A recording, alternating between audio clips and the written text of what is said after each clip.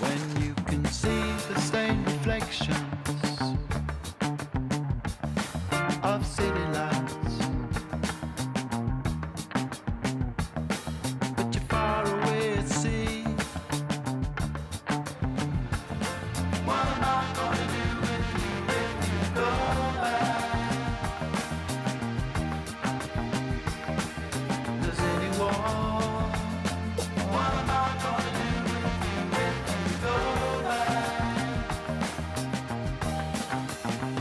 You gotta go back. 13 years ago, Coventry City were a Premier League team, but for much of the last decade, it's been a period in this club's history that these fans are desperate to put behind them.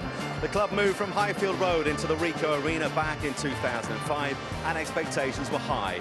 But it wasn't long before takeovers, bailouts, relegations, administrations, points deductions, and a seemingly endless number of court cases were making the headlines instead. Now, though, after a hugely difficult year away, they're playing their football at home once again. Yes, it is Coventry City at last back playing in the city to which they belong against Gillingham in Sky Bet League One, and it's live from a buzzing Ricoh Arena. Yes, it is 503 long days since Coventry City last played a game in this stadium. For the last 27 home games, an average crowd of around 2,300 have been making the 68-mile round trip to Sixfields in Northampton. But now, at long last, they're back, and my goodness, they've come in their numbers. A crowd of around 25,000 expected here tonight. Alongside me, Peter Beagrie and the former Coventry City defender, David Boos, who now heads up Coventry City's work in the community. Gentlemen, lovely to see you. And David, talking about your work in the community, to describe what it means for this city to have their football club back. I mean, just the buzz around the place. As soon as we announced that we were coming back to the Ricoh Arena, it just created a buzz about the place. You know, for whatever reasons they were playing away, and we don't get involved with that sort of stuff, but Sky Blues in the community have been doing our projects around Coventry and Warwickshire, keeping Coventry City players and the brand, and you know, keeping it focused with people and fresh in their mind, because people make up their own minds whether to play, go to Northampton or not. And as soon as the decision was made to come back here, you just felt it all over the city, and you can just tell just in here tonight, and the crowd that's going to be here is going to be absolutely amazing. And every football club will say, without their fans, they are nothing. Does tonight mark a victory for the Coventry fans? I think just want to draw a line under it.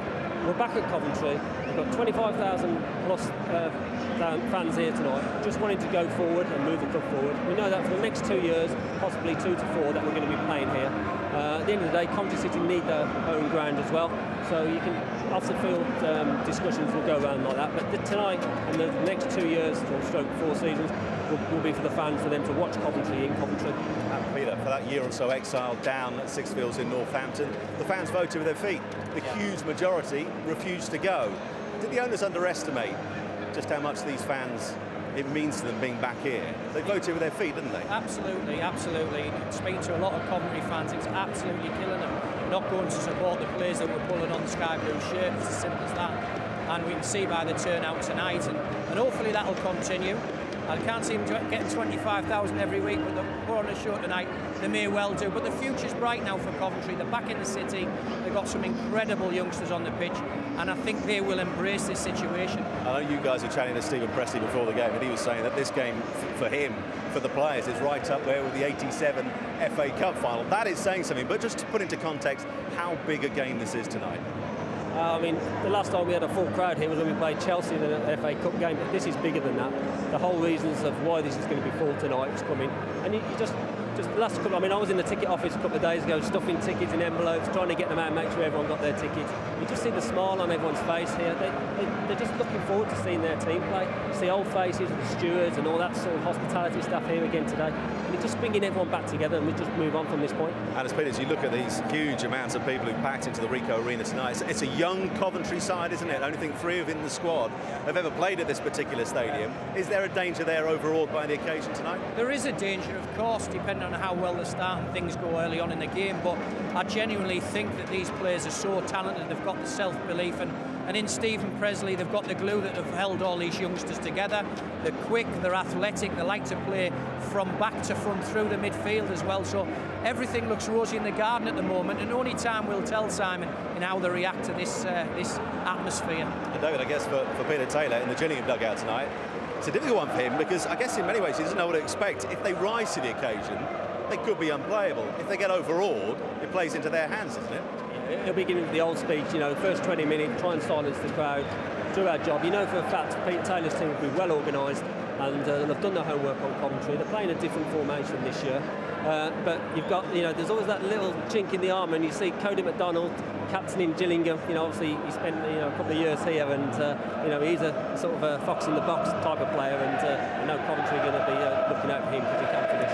Stuffing envelopes. We know you've got a busy night ahead, David. Appreciate your time this evening. We'll have more to come from Peter at half-time. But what a night for Coventry. They've waited a long, long time for this. Over 500 days they've been in exile. A lot of the fans never seeing them at home, but they're back home tonight, and they're back home in their numbers. It is Coventry City against Gillingham from Sky Bet League One. And after the break, we'll hear from the two men in charge, Stephen Pressley and Peter Taylor, ahead of Coventry against Gillingham, which is live next.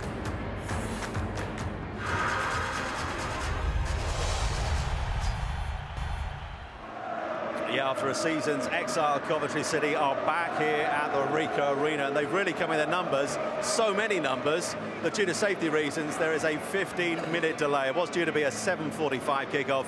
It's now an 8 o'clock kickoff. They're expecting anything up to 28,000 here. Just to put that into some kind of context, down at Sixfields, as we were mentioning, the fans voted with their feet. They were averaging just over 2,300. It's a bigger crowd than when you put all those crowds that travelled over those 27 games together that are packing in to the Ricoh Arena tonight as they take on Gillingham in our live game from Sky Bet League One.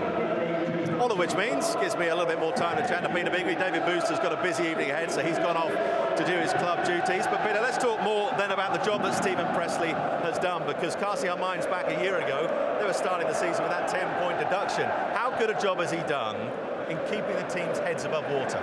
It's been a miraculous job, really, because, you know, at no stage have they got their heads down. Even when the results went against them, they still played, you know, vibrant type of football. This was his work ethic and also his philosophy of playing out from the back, through the midfield, up front, causing people's problems. We've seen that as a result he's lost some very good players in Christie, obviously going to Derby, and then the Bournemouth situation with Wilson as well. But when I look at the Leon Clark as well. Leon Clark, 40 goals between those two last Well, season, if you look at when they sort of peaked and then it dipped, you know, when that partnership between Clark and Wilson was broken up, that's when they had a dip, really, and only to be expected, because it was a formidable strike force, goals for fun between the pair of them, and the perfect big man, little man with pace example.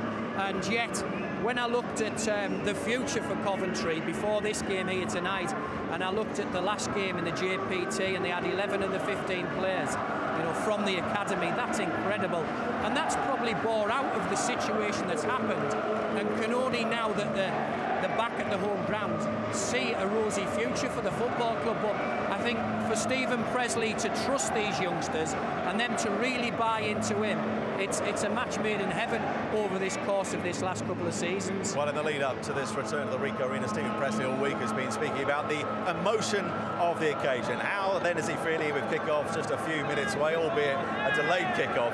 He's been speaking with Jonathan Oates.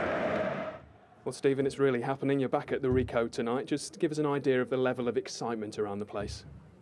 It's been building up all week. You know, we obviously had the Wickham game on Tuesday night, and after getting through that, you know, the focus was fully turned here, and it's been a wonderful build-up. It's a very emotional night for everybody connected with the football club. You know, I had nearly tears in my eyes when I walked out there tonight. It's been a real challenging period for everybody over the course of the last 14 months, and I think that everybody in the city has been affected one way or the other with what has happened here. But you know, I'm sure everybody will show the world tonight just what a great football club this is and what a wonderful city this is.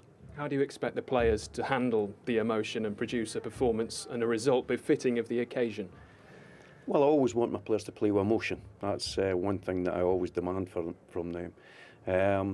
But we have to have a focus about us, and we have to deliver all the things that we continuously preach and work towards on the training ground.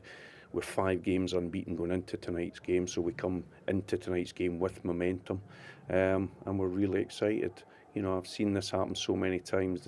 The script is set, You know, the return home of Coventry City, you know, everything's there. But one thing for sure, we'll be faced with a really motivated Gillingham side. So it's going to be a huge test for us tonight, but one we're certainly excited by. Do you feel like this is a turning point for your club? Well, the last 14 months, you know, we've put a lot of foundations in place. You know, we've stripped the club back, we've moved certain players on, we've developed our own young players, and, you know, Tuesday night itself, 11 of our 15 stripped players were all products of our own academy, which is fantastic. And, you know, I think it's a longer-term plan here, but we're well aware as well that we have to reach short-term goals, and, you know, we're trying to do that desperately. We're building a side, I think, that is full of commitment and good mentality, and as I've said, that I'm excited by the prospect of the remainder of the season. Thank you, Stephen. Enjoy it tonight. Thank you very much. Happy he talks there about wanting his players tonight to play with a degree of emotion. But how do you keep that in check and make sure you stick to the game plan? I think that's what it is, stick to the game plan, you know, play the game and not the occasion. They've done all the preparation. He'd be speaking to the young guys in particular, probably not used to playing in front of crowds like this. But we haven't talked about the young guys and the plethora of talent in the likes of Phillips, Clark, Thomas, and in particular Ryan Haynes, you know, a left-sided defender for me who can play anywhere up the left. He's a tremendous player, he's good athletic build. I think later on in his career he might end up a left-sided centre-half, a footballing centre-half, particularly when they play in a three at the back. So he's great in possession, say very athletic and knows the game as well. And only 18 years of age, he's come through the Coventry Academy. Yeah. In many ways he epitomises the future, doesn't he? Yes, absolutely, and these guys have come through the academy together, so they always already have an idea of how they want to play, because what Stephen Pesley does here, and he hasn't had a choice really. These youngsters have got to play the way that the first team plays, so when they're introduced, they know exactly the system and the formation and what's expected of them in them formations. And on a night like this, you want an old wise head. Yeah. Someone who's played in front of decent crowds before. Is Redder Johnson that man tonight? Yes, he is, and he's probably a little bit of a coup for them as well, because, you know, he's a guy who can play in a back three, he can play left full back. He's devastating at set piece. He's already got on the score sheet a couple of times this year, and we saw him before he was injured at Sheffield Wednesday when they started the season. He was the top scorer for them, and him alongside Marcus Tudgay are probably the two guys who will offer the experience and the aerial threat for Gillingham. Now, you mentioned it earlier, you said, look, they're not going to have crowds like this every week, let's be realistic. Yeah. But in some ways, it's the onus on Coventry tonight, despite the occasion, to give these fans a reason to come back again. I think everybody who's not of a Gillingham persuasion is wanting Coventry to go and put a show on tonight for a brighter future. You know, for all the fans up and down the country, they've seen the effect that the Coventry fans have had on their football club, and it's brought their home back to them. You know, that's incredible, and you feel in this atmosphere tonight, you know, you feel the hairs on the back of your neck standing on end, and I've been up and down the country 778 games as well, and this is one of the highlights for me, just watching a game. It's tremendous. I wonder if he went to Sixfields. You just don't know. There weren't many who did. The vast majority stayed away, but they are back here at the Ricoh Arena tonight for what is going to be a night of celebration for them. But Peter, playing the role of party pooper, hopefully, from Peter Taylor's point of view, will be Gillingham. We mustn't forget about them, because without them, there isn't a game tonight. Absolutely. Where are Gillingham at for you this season so far? Slow, steady. I mean, obviously, without the goal threat of Danny Kedwell this term, top scorer with 4 goals. Not in the squad tonight. Not in the squad tonight. An injury, we're told. I think it's a knee injury, and that's a blow to them, because, again, an experienced head, the focal point, a guy who's come up through the ranks non-league scoring goals and kept that non-league attitude even at 32. Tremendous workhorse, and it's a good partnership. And when you're looking for storylines, you're looking at Cody MacDonald, who was here, a goal scorer, a fan's favourite, and he'll be looking to get on the end of probably crosses and creative work from McGlashan on the left-hand side. They play like a 4 in midfield, but McGlashan is the one who's asked to get further forward. He's difficult for full-backs to mark, so it might suit Coventry with the back five when they push the right side wing-back right up tight against him. But away from home, picking up results continues to be this long-term problem for Gillingham. Yeah. Is tonight the best opportunity, almost the perfect opportunity to get the monkey off their backs, or is this almost an impossible task because of what they're facing?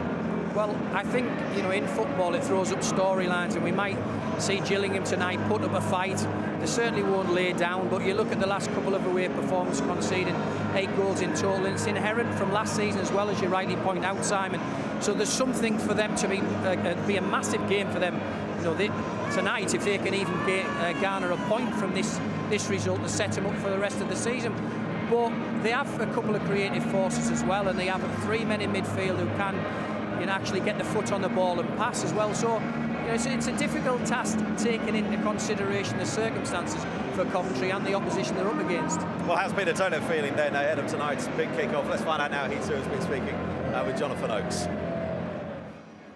Well, Peter, no doubt it's a special night here at the Ricoh Arena. How do you expect your players to handle the occasion? Well, I'm hoping they're going to enjoy it. I think it's a fantastic atmosphere.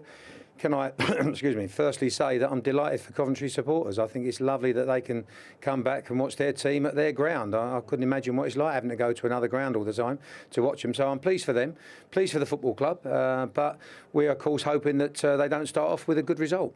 As an away side, would you rather be playing this game here or at Sixfields? No, I'm quite happy. I'm quite happy to be playing here because I think this will be the first time some of the players have played here for Coventry and for Gillingham. So no, I think it's already it's a fantastic atmosphere out there. It's going to be a real good experience for the players. 2 young teams, I think, and so hopefully they enjoy it and get a lot out of it. How do you assess your form heading into this? It's not bad. We've had a couple of poor away games, but the MK Dons' second half was poor. The first half was very good.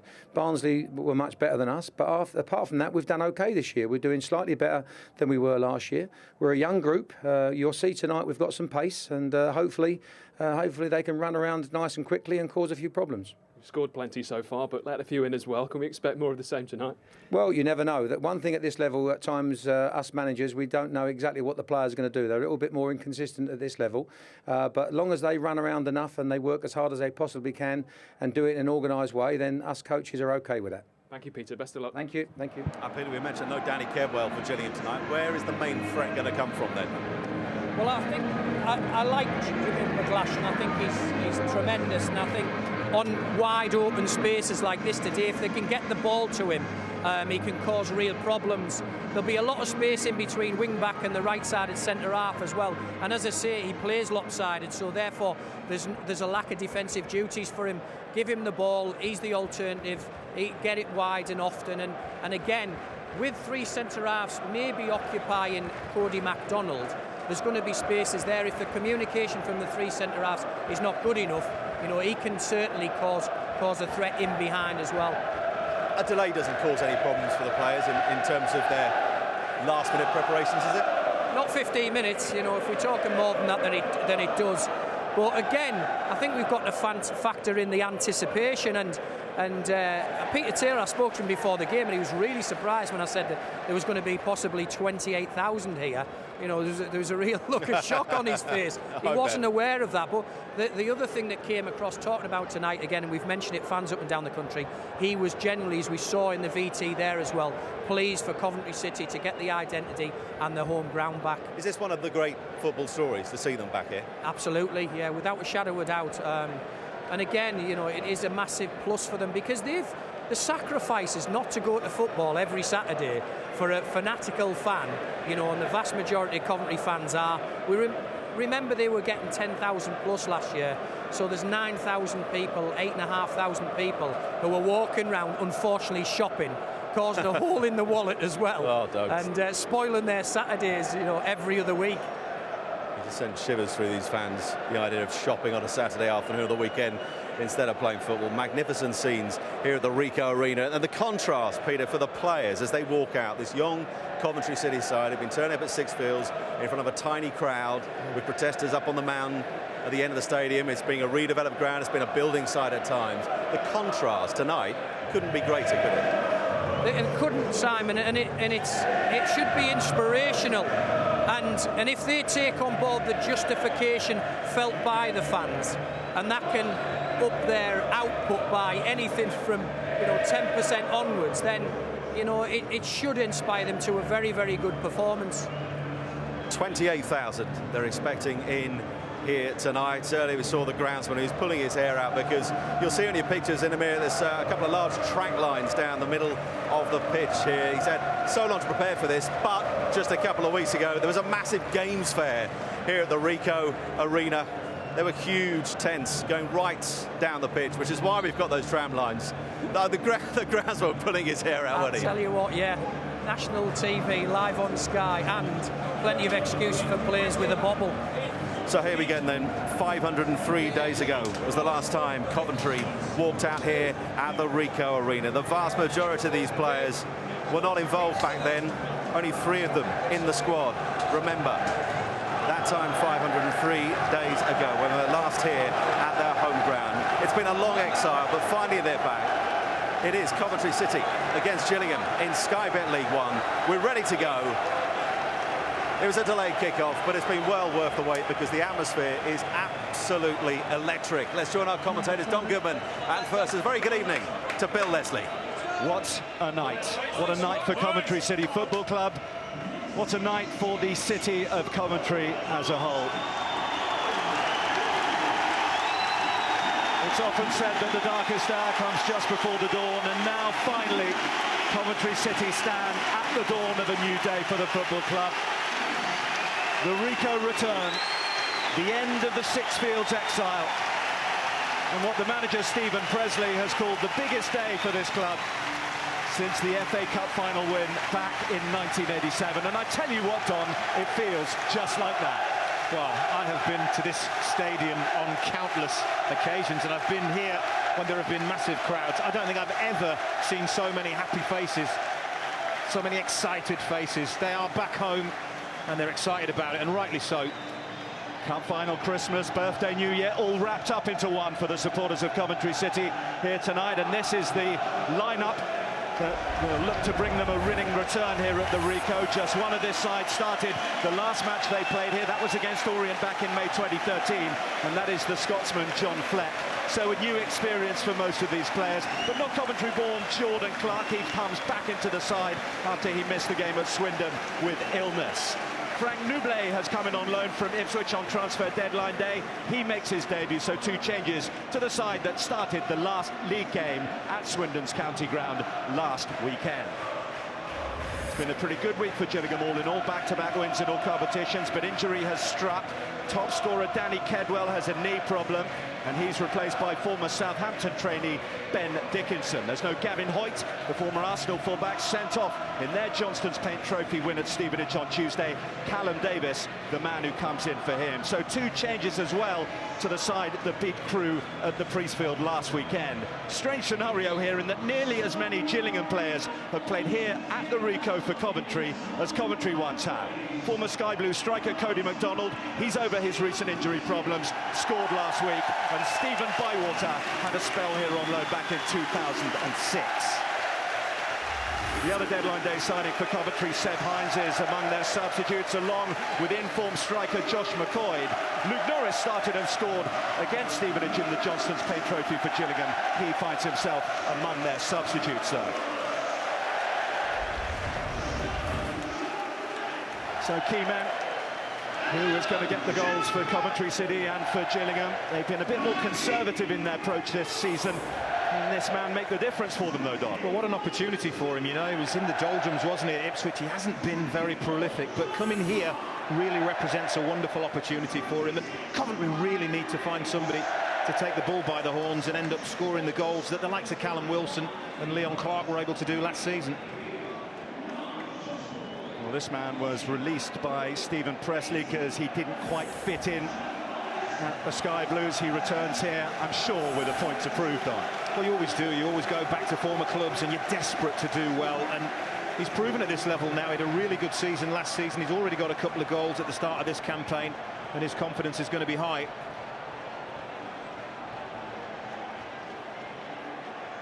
So a delayed atmosphere. And what an effort behind the scenes. You've got to praise all those involved. It was only 15 days ago the agreement was struck to return here. And then this, the Ricoh return. It's a little dusty in places, the pitch is patchy, this is home, and it's very emotional for Stephen Presley, who has played the role of dignified figurehead for Coventry throughout the troubles. He only had done 6 games in charge here as manager before it all fell apart and they were exiled to Northampton. And you can see in his interview, in his pre-match interview, exactly what it meant to Stephen Presley. Big night for Coventry City. Gillingham, the men from the Medway, will get us underway. Coventry City in sky blue, in Coventry. And it's been over 500 days since anyone has been able to say that. There's the build-up, there's the occasion, and there's the small matter. There's some Sky Bet League One football to be played, almost forgotten, and an understandably emotional roller coaster that everyone involved with Coventry City has been involved in the last couple of weeks. What support, though. You can't fail, surely, than be inspired by this. That's remarkable, remarkable atmosphere. And you can see that everybody connected with Coventry City, so excited. But it's good to see they're not going to take Gillingham lightly, because this Gillingham team got an opportunity here to be party poopers. Players you would think would enjoy coming here. Big stadium, big crowd, live television. Opportunity for them to show us what they can do.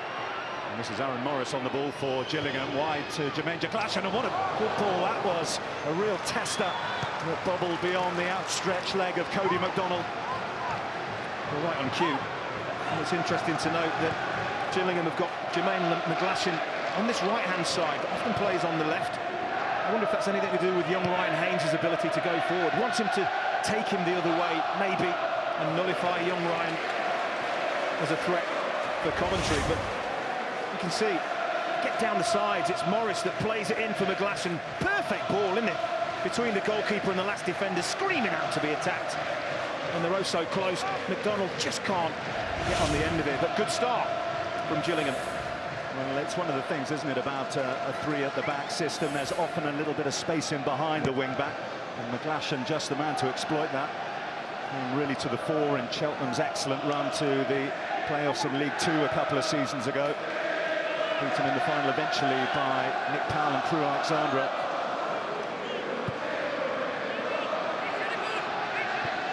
This is the mission, isn't it, for Gillingham coming here? They've just got to try and pour water on the flames and quieten the crowd down.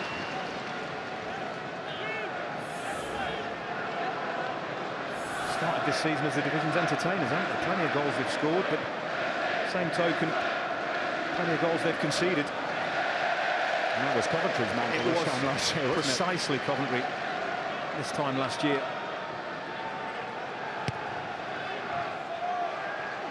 And Jordan Willis should be able to clear that one, and can. Marcus Tudgai, one of the real old heads out there. Two very young sides on show, both with average ages of just about 23. And that's when you include a smattering of 30-somethings out there. Peter Taylor spoke about the pace and mobility in his team, didn't he? And pace and mobility, particularly at this level, can have a real positive effect on your team and cause problems for the opposition. We'll be looking for them to exploit that.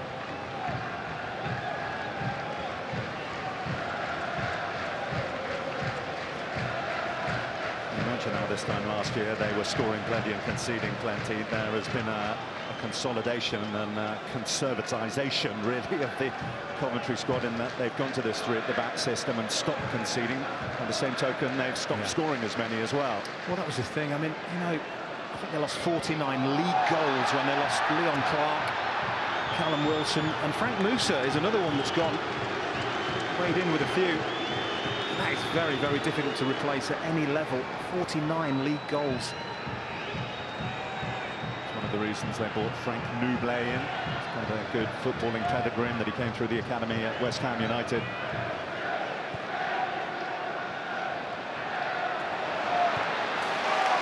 Now first chance for Haynes to get on the front foot down this left for Coventry City. It's teed back. Couldn't quite catch it right. Jim O'Brien, who was coming forward from midfield. Well, that was the big moment, isn't it? And look at the intent to attack. When Haynes is crossing this, look, 3, 4 sky blue shirts in that box, ready to attack it. It's a wonderful knockback, isn't it, from young Jordan Willis. Spots Jim O'Brien free, and it's just a real awkward height. and he can't get his foot above the ball. Would have been a spectacular start. Haynes has misjudged that one. McClashen on it. Jim O'Brien is the spoiler on this occasion.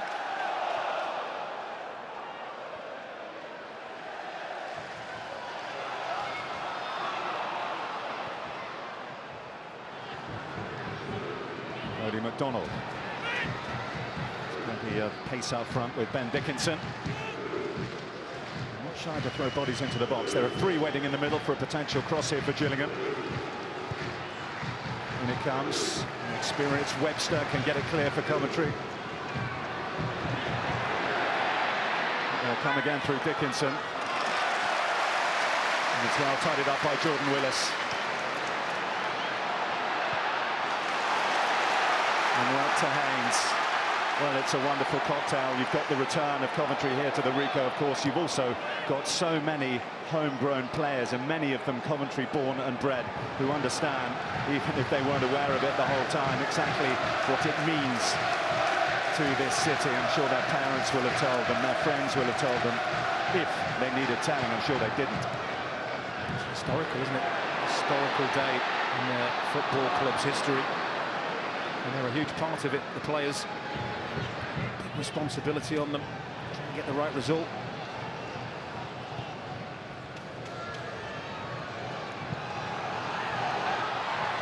Ryan Haynes and McClashen. It will be a recurring battle throughout the evening. Well, there's a tiny little nudge on McClashen here by Haynes. It's right in front of the assistant referee. Just there. You can't believe he hasn't been given a free kick for that.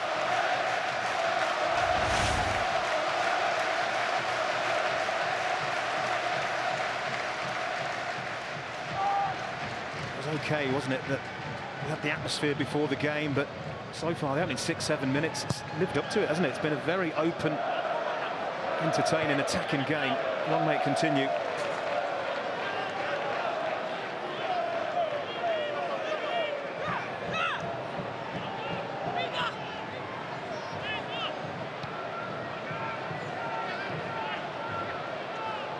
Ruda Johnson, called in the summer after his release from Sheffield Wednesday. Looking for a top guy, another with Hillsborough previous.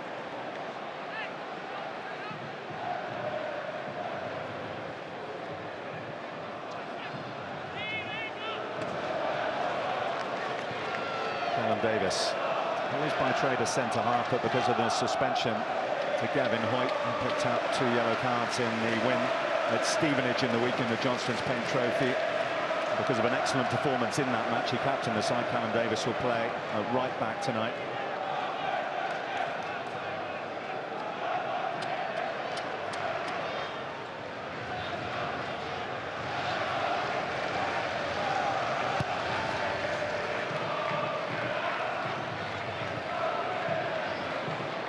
Johnson.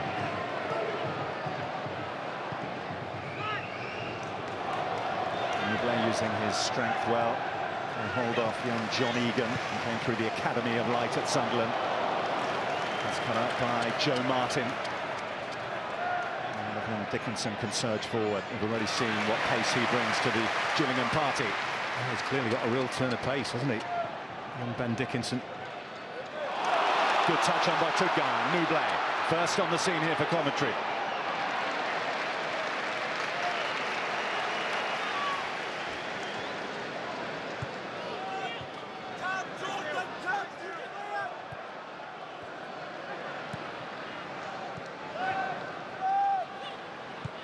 It's an unprecedented situation, isn't it, in that so few of the players for the home side have actually played here. Stephen Pressley brought the whole squad here to have a look around yesterday as dust was being brushed off the seats to familiarise themselves. Here's Nuble trying to exploit on a gap. Nuble just overtouched it. Brilliant, absolutely brilliant defending. I think it's Callum Davis. It is Callum Davis. Yeah. Had to get that right, didn't he?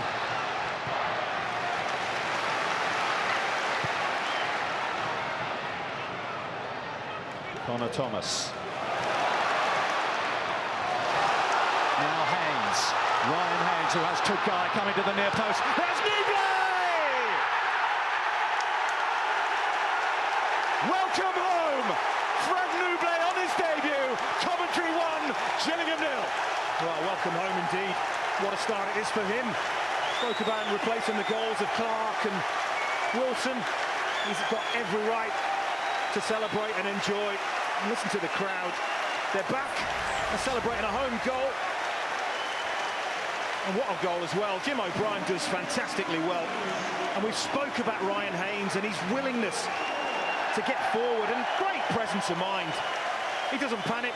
He lifts his head up, the young fullback, and he picks out Nublet. Does really well, Nublet. Look, he just holds his run, and that gives him the freedom to pick his spot when this ball is cut back to him. Fantastic run, calm finish. Welcome home. Wonderful start. Effervescent, irresistible, and uncontained joy from Stephen Pressley in Coventry. It's a goal, but it's so much more than a goal.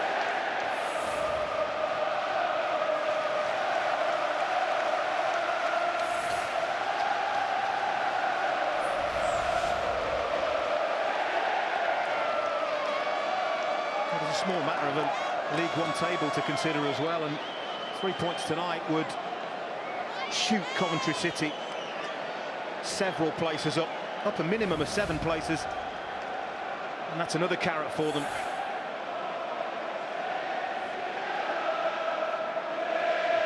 Smiles and joy have been in short supply for most of the last few seasons, it has to be said, through matters well beyond the control of the Coventry City supporter. This is what it's all about. Playing football, entertaining, watching football in your home stadium, in your hometown, and that's what they're doing here. I can't begin to tell people how hard it must have been playing 34 miles away from home in front of, what, less than 2,500 people every home game. Extremely difficult, and they did it extremely well.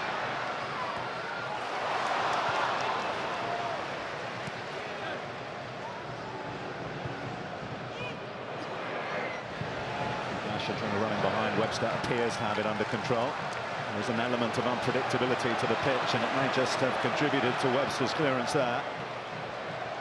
Aaron Morris. Jake Hessenthaler loops it up. Connor Thomas a little slow to respond.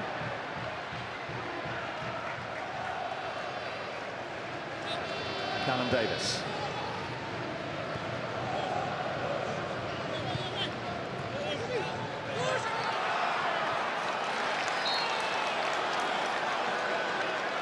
Same 2 players. Said already, didn't we? It's going to be a massive duel down this side of the pitch between those two. So far, Haynes has had the glory, hasn't he? But just fouled McGlasson. And that gives Gillingham opportunity to get the 2 big centre-halves forward and a bit of quality into the penalty area. Will be Jake Hessenthaler to take it. Egan and Courtney Hauser come up from the back. Morris tries to keep it in there, Webster to get it out. And a snapshot that sails wide from Bradley Dack. Oh, over-ambitious, really. Opportunity to retain possession. You see the body language. I don't think he was over-enamoured with Bradley Dack's effort there. But it's not the start they would have wanted, isn't it? I mean, you often speak as an away team how important it is to get through the first 20 minutes of a game. Try and quieten the crowd down, get through it intact. To concede an early goal in this atmosphere puts a bit of pressure on Gillingham. And especially when you look at what they've done. Forget the long-term record away from home, which is pretty wretched, but this season 2 away games in the league. They've lost both by the same 4-1 scoreline. Confidence may be in short supply in that respect. It's strange, isn't it? You know, people have been trying to solve the conundrum. Why are teams so much better at home when they are away from home? And Gillingham are a prime example of chalk and cheese. It's very difficult to go to Gillingham, to the Priestfield, and come away with points. Away from home, their record has been dismal at this level for many years. It's the change.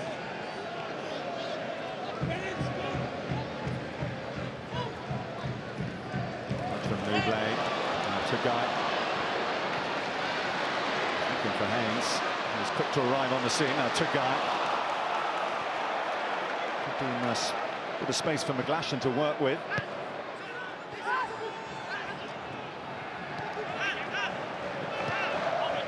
And that's an area Gillingham have to look to try and exploit. Clearly, Haynes is going to bomb forward. And that gap in behind him, Jermaine McGlashan really needs to try and exploit, and Gillingham need to be aware that there's a gap there and try and find their pacey winger.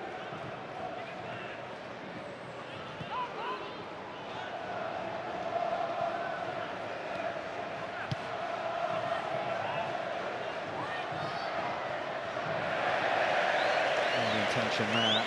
There's a decent one, the execution not quite so from Bradley Dack, who's come roaming from the left to try and get involved. You know, we're talking about Gillingham's away record and how poor it is. Well, including tonight, 4 of the next 6 games are away from home. It's very, very important that they pick some points up.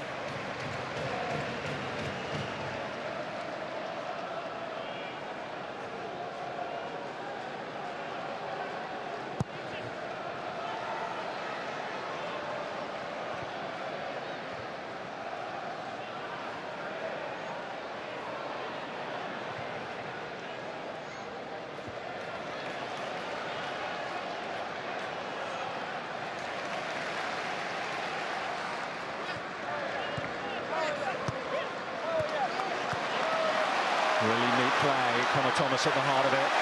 Out to Haynes, 2 former academy products here combining. Another inviting cross from Haynes.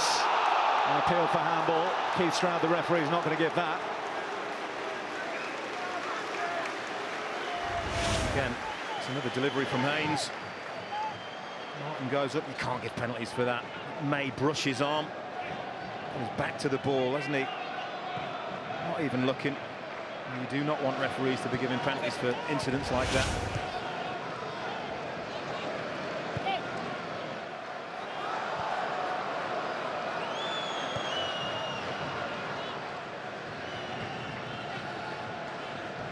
John Egan.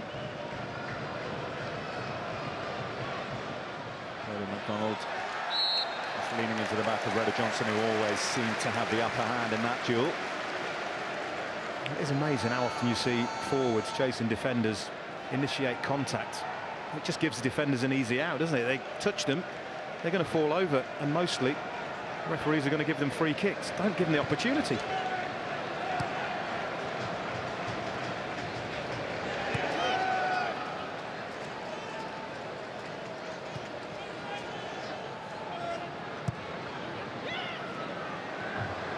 Moublé lost his footing on that less reliable area of the pitch, shall we say. You missed the reason for those 2 great stripes up and down it. They had a gaming conference here a couple of weeks ago. Huge marquees on the pitch, and they came to move them away. There's no grass left underneath.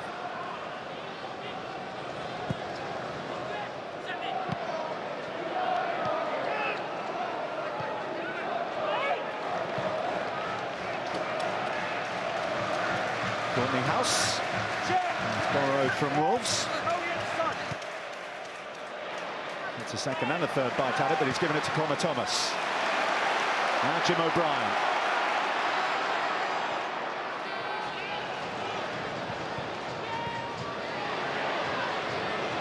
Moublé, with athleticism, he's invited Jordan Clark to try and get that. He wasn't expecting it, Jordan Clark, a little bit on his heels. Allowed Joe Martin to make the challenge.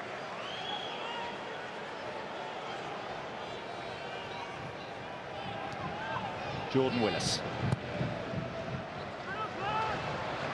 Wing back to wing back. Haynes has got that.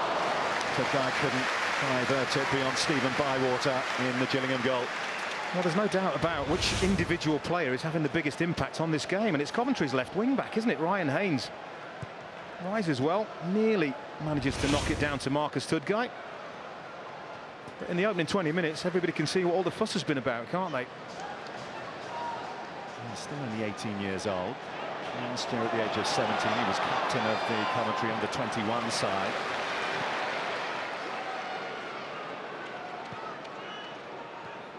Got some really good young players coming through. 4 of the academy players have started here tonight. You look back at the Johnston's Paint Trophy that they played in the week. They finished with 9 of the 11 they had out on the pitch, having come through the Sky Blue Academy.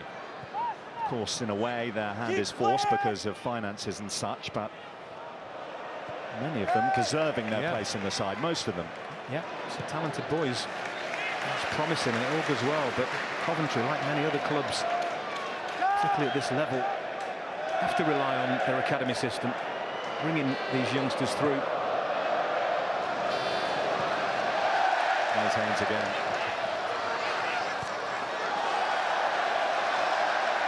He's really enjoying himself out there, the 18-year-old Ryan Haynes. And listen to the crowd. They're enjoying his performance. Of course, the problem that clubs like Coventry do have when they do give the head to these youngsters and they excel, it's hanging on to them. Well, there was the question that you could look at this young side, and it applies to both these lineups, that of Coventry and Gillingham. Was this occasion in front of a crowd of around 28,000 that would intimidate, or would it inspire? Certainly in the case of Ryan Haynes out on this left, it is the latter.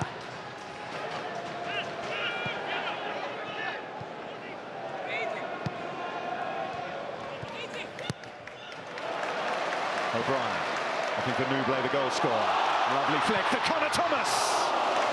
Had a man over, didn't he? Elected to shoot. Can understand why. But Jordan Willis, the right wing back, was available. Lovely flick from Newblay. If he slots that down the side now, young Willis has got a real goal scoring opportunity, but you can understand in all the excitement, can't you? Young Connor Thomas arriving on the scene. It's there for him to hit. Can't get the direction or the power. But you can see it's the home team that have made the brightest start. That all-important one found the back of the net.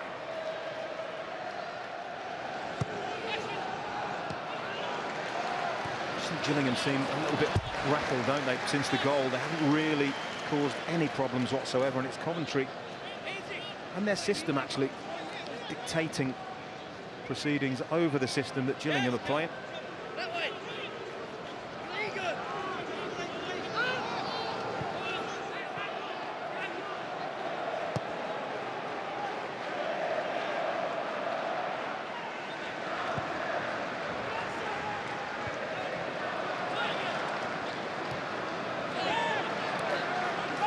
Newblay. Cut out by Joe Martin, who did well to keep it in.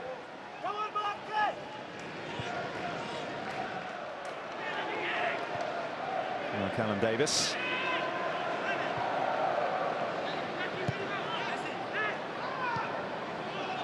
That's what they need to do. A minute, just keep the ball.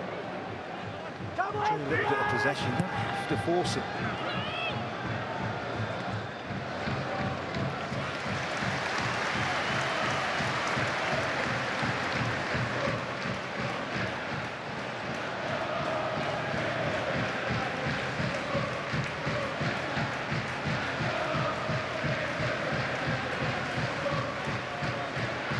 Martin will take the throw. Looking for Dickinson.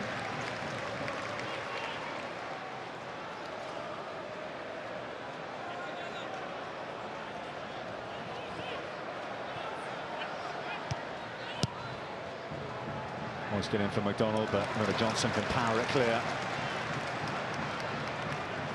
Courtney House.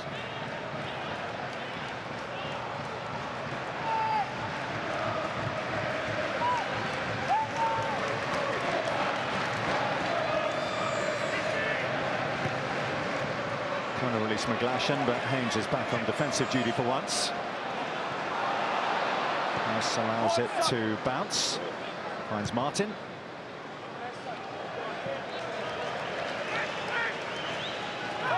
Settled in their passing. He'll be delighted with this team's passing and the movement.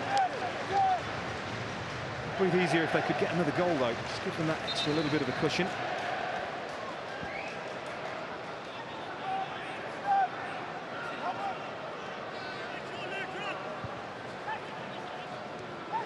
They haven't been winning enough games, would be a criticism about Coventry so far this season. Flag will go up there. McDonald looked to spring the offside trap. One of the first times we've mentioned Cody McDonald. Just goes a fraction too soon. Need more of that, don't they, Gillingham? On the shoulder of the last defender, looked to get them behind. Sliding balls, the kind of service that he thrives on.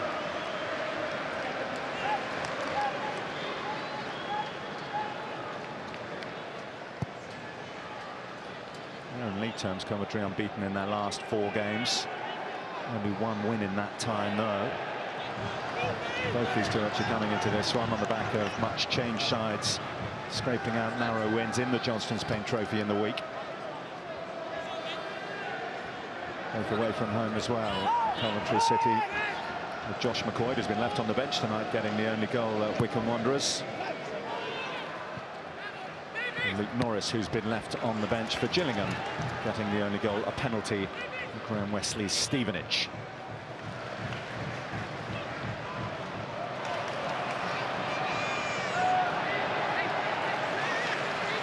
Haynes.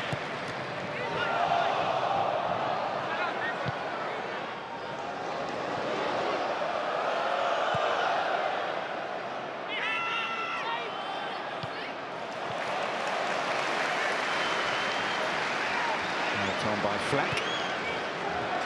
And Thomas.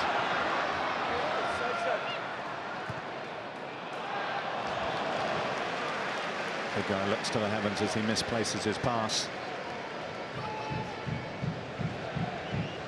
That Coventry's record, but they have played all 5 games against teams that have started the season better than some. All 5 teams currently in the top half, and it's very, very early days.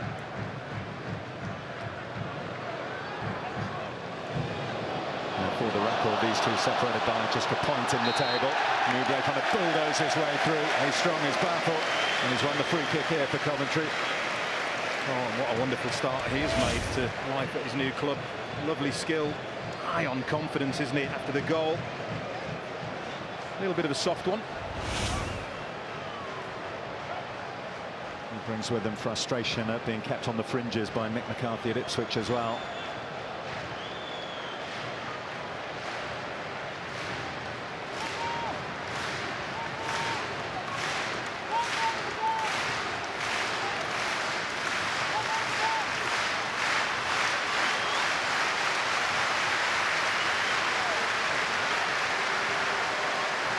Jim O'Brien, who will fancy this one, the right footer. John Fleck is the other option. It's O'Brien, and it's over. Well, even if it hadn't have been over, I think Stephen Bywater sees it very early as a cross, and the goalkeeper would have dealt with it.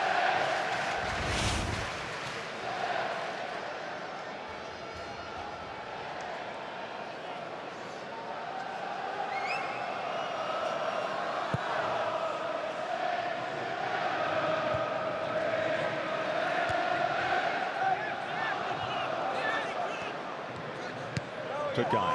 Round the corner for Newblade to chase. Offside flag has gone up. Cody McDonald coming back from an offside position. I think Peter Taylor will be just a little bit disappointed that his young team, they're just not looking after the ball when they get possession. Turning it over way too easily and way too often.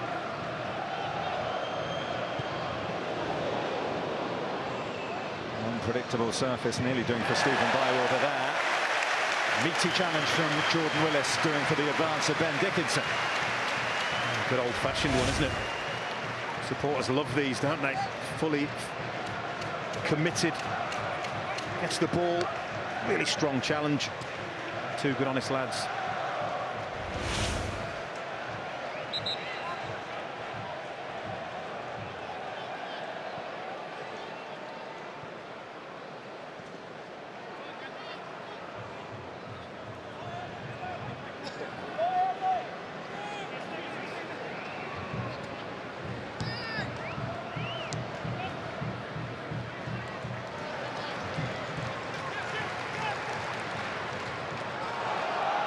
Johnson Gets it back to Ryan Alsop in time. McGlashan was trying to exert a bit of pressure. That's what they need, perhaps, Gillingham, a bit of urgency. Well, they need to get on the front foot. And when I say that, I don't just mean by attacking Coventry or whatever. When they haven't got the ball, they need to get in Coventry's faces, put them under pressure. Egan's ball has turned out to be a pretty decent one for Dickinson. He'll need some help, though. Joe Martin trying to offer it. Newbley now, crowded out by 2. Courtney House, another who came through the academy at West Ham. Right from Newbley.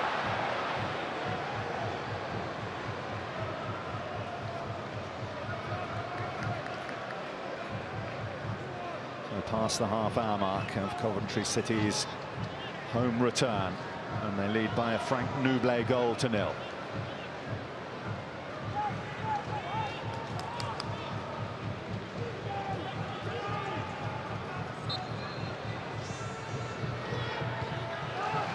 O'Brien can get it away. Not the tallest, but his header is effective. Now Callum Davis.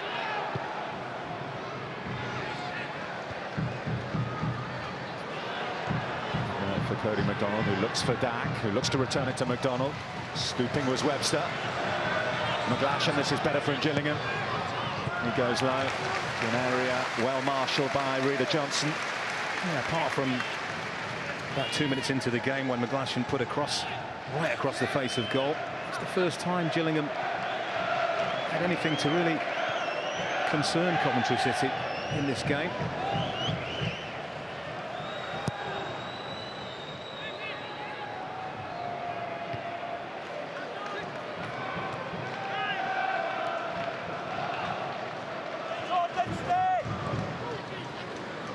House.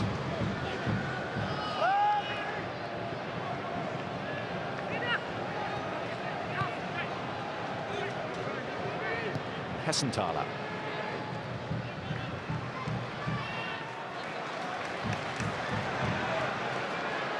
There's O'Brien. Newbley. Thomas. Newbley. Jordan Clark was trying to get him behind. Good defending by Joe Martin. Yeah, nearly. What a brilliant moment from Frank Newbley. I'm just not sure Gillingham have got to grips with this system that Coventry are playing. You know, I think they've got too many spare defenders. I'd love to see the right back, Callum Davis, just push himself further forward onto Ryan Haynes, Coventry's wing back, because he's totally a spare man. And they already have a spare defender. Now come off the arm of McDonald. And referee Keith Stroud saw it that way.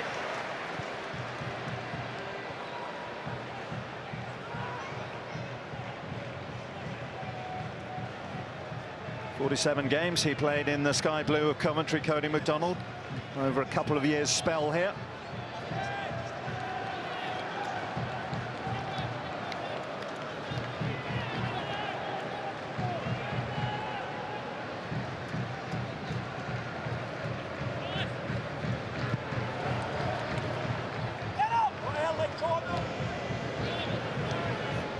Courtney House to Cody McDonald, the header from Ritter Johnson. Now Egan. Certainly in the last 10 minutes, Gillingham have seen a lot more of the ball. You have to ask yourself, Ryan Alsop, the Coventry goalkeeper, has barely touched it. I'm not sure he has touched it in the last 10 minutes. So they're keeping onto the ball without any real purpose. And they've only managed the one attempt at goal. Seems a long time ago now. O'Brien took that. Looking to release John Fleck.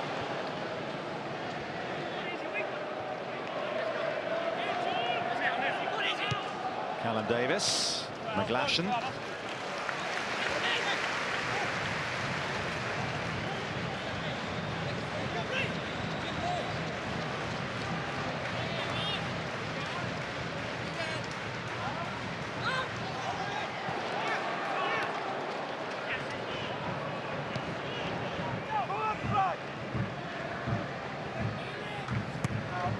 Courtney House, still only 19.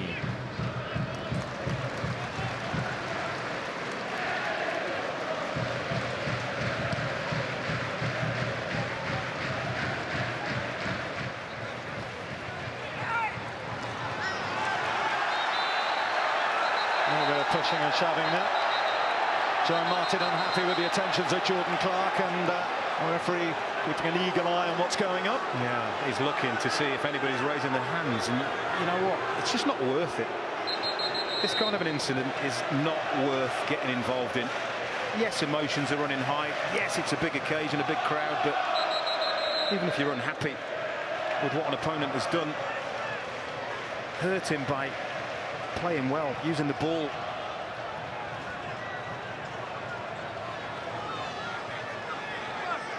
There's been barely a flashpoint in the match so far. No. Not a decision for Keith Stroud to make, but looks like he's going to show a yellow card to both of these two. Joe Martin and Jordan Clark.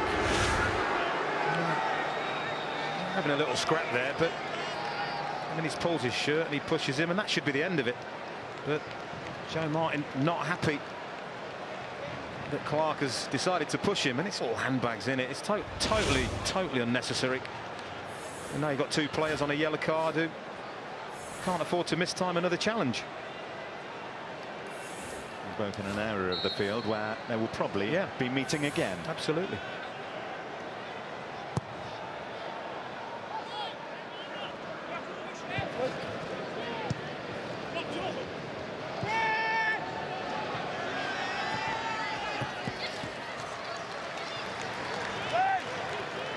We've got plenty more live action for you from the Sky Football League this weekend.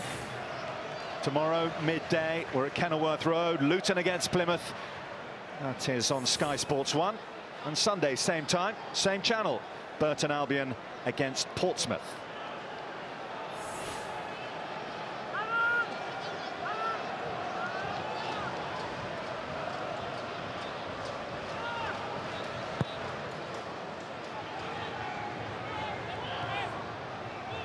By Cody McDonald, there's a chase for Dickinson. Jordan Clark is there. Oh, he's dawdled on it. Dickinson has it back here.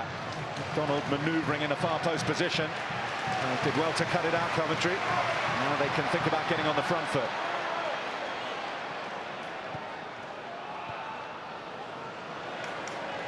O'Brien beaten to it by Bradley Dack. Well, the tempo in the closing down has gone up noticeably from the away team. Not letting Coventry's defenders settle on the ball particularly. May have got a message on to his players, and by improving on that, they're improving on everything. All they need to do now is carve out a chance.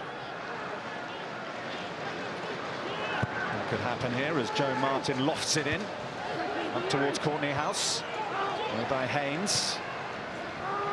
This is McGlashan.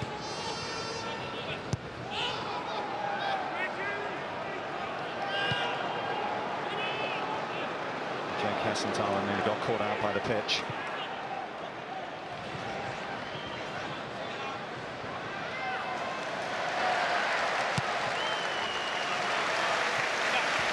Good cover. Noda Johnson. And that's the benefit of having the extra defender.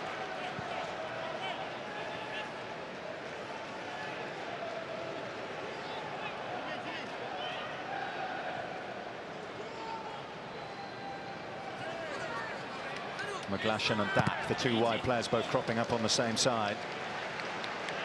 And carving out a corner for Gillingham.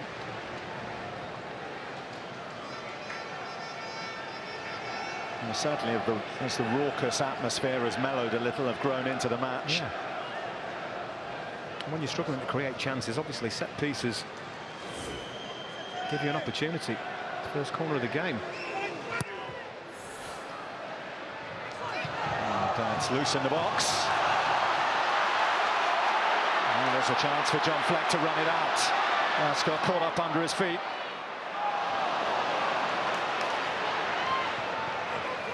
It's fair to say he wasn't quite capitalised upon that opportunity, was it? Just John Fleck.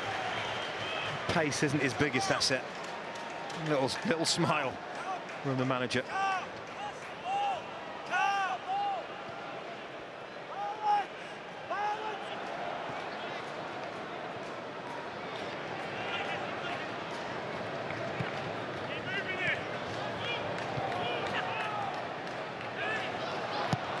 There's a good run from O'Brien that's been spotted by Rita Johnson and picked out. Now Haynes. Another good cross for Haynes. And Bywater came, realised he was in no man's land, and has Joe Martin to thank. This is what you call a teasing cross, but it all comes because Jim O'Brien is prepared to run in behind that Gillingham defence. Lays it back, one touch. He's never shy of putting a cross in, and it's a great ball in. Curls away from Stephen Bywater and earns Coventry their first corner.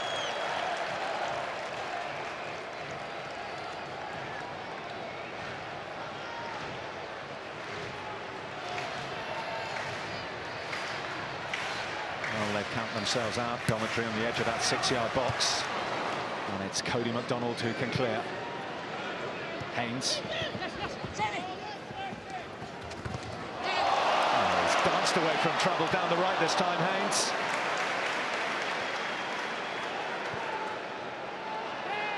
Now Connor Thomas. Haynes couldn't quite take it. Took guy.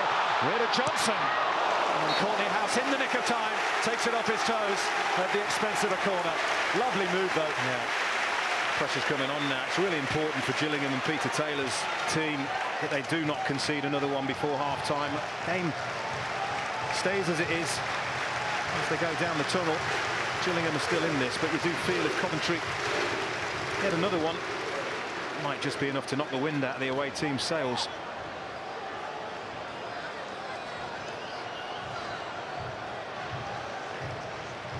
Jim O'Brien will deliver. Different setup this time for Coventry.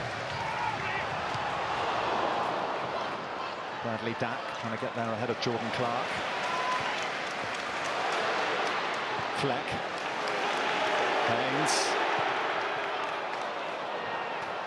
It's the wrong decision. I mean, he's having such a good game. He feels on top of the world right now, and that everything he does is coming off, but we're trying to score from 45 yards. Ambitious. It's in the air tonight, though, isn't it? That something like that might just come off.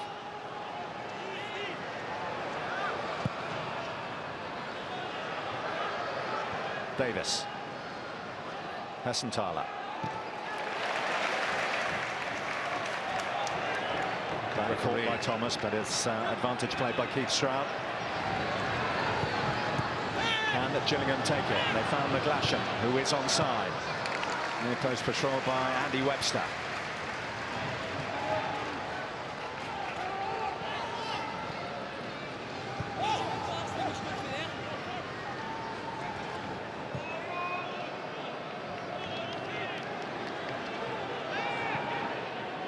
Martin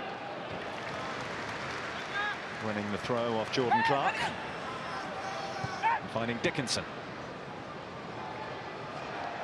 Martin couldn't quite keep it in.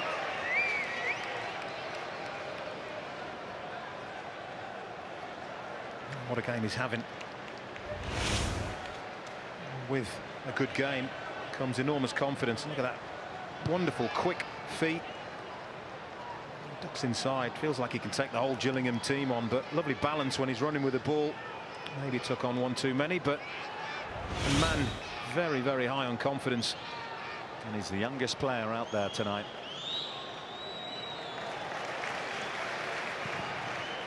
And the 22 containing plenty of young players, it has to be said. Yeah. We saw him in the Capital One Cup come on against Cardiff, and game that Coventry were totally outclassed in, really. He changed it. He added some real forward momentum to their play. Very impressive young man. So with that, we know comes inevitable hype, so it's a different sort of a challenge for Stephen Pressley to manage. Here's Jake Hessenthaler looking for McGlashan, and that came off Haynes into the side netting. Well, those are the kind of incidents that when it's not your day end up in the back of your own net. McGlashan hits that in, it comes off Haynes. Could easily have gone in.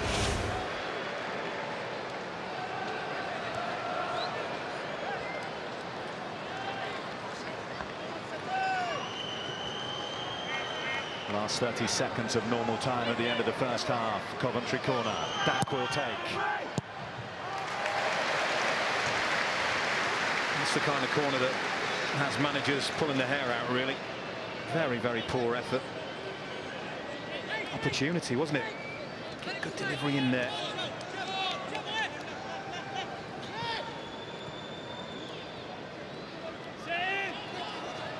McGlashan.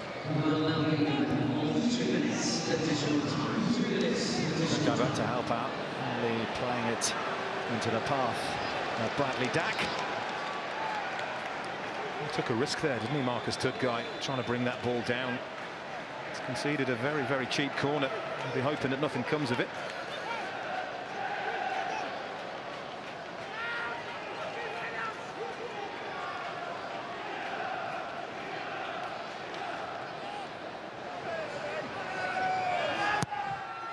Santala's corner. It's a good touch away by Willis, and Haynes hasn't caught that right. Courtney has the centre half, tussling with Reddit Johnson. And finally, you can breathe again, Coventry, as they clear it away through Jim O'Brien.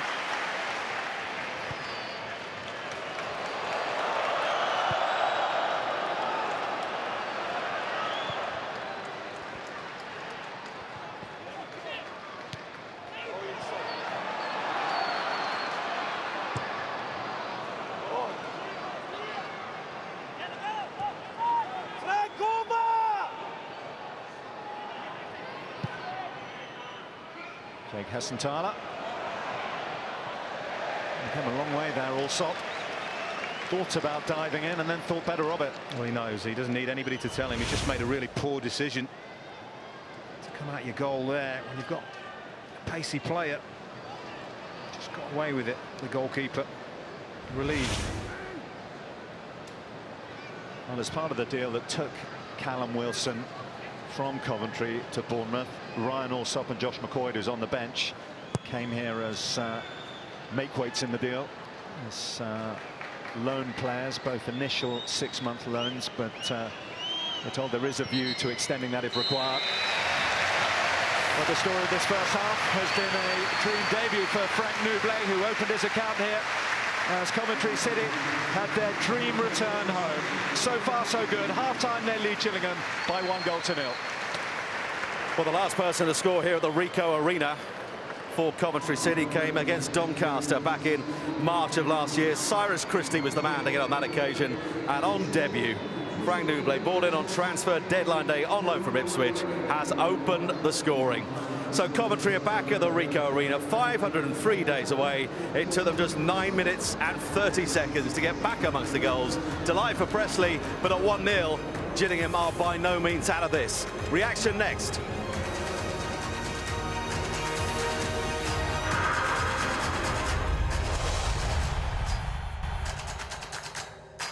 Coventry City on their return to the Ricoh Arena after over 500 days away, lead by a 1-0 at half-time. Frank Nublet on debut, scoring on 9.5 minutes. 2 attempts on target, one of which went at the back of net. None from Gillingham so far.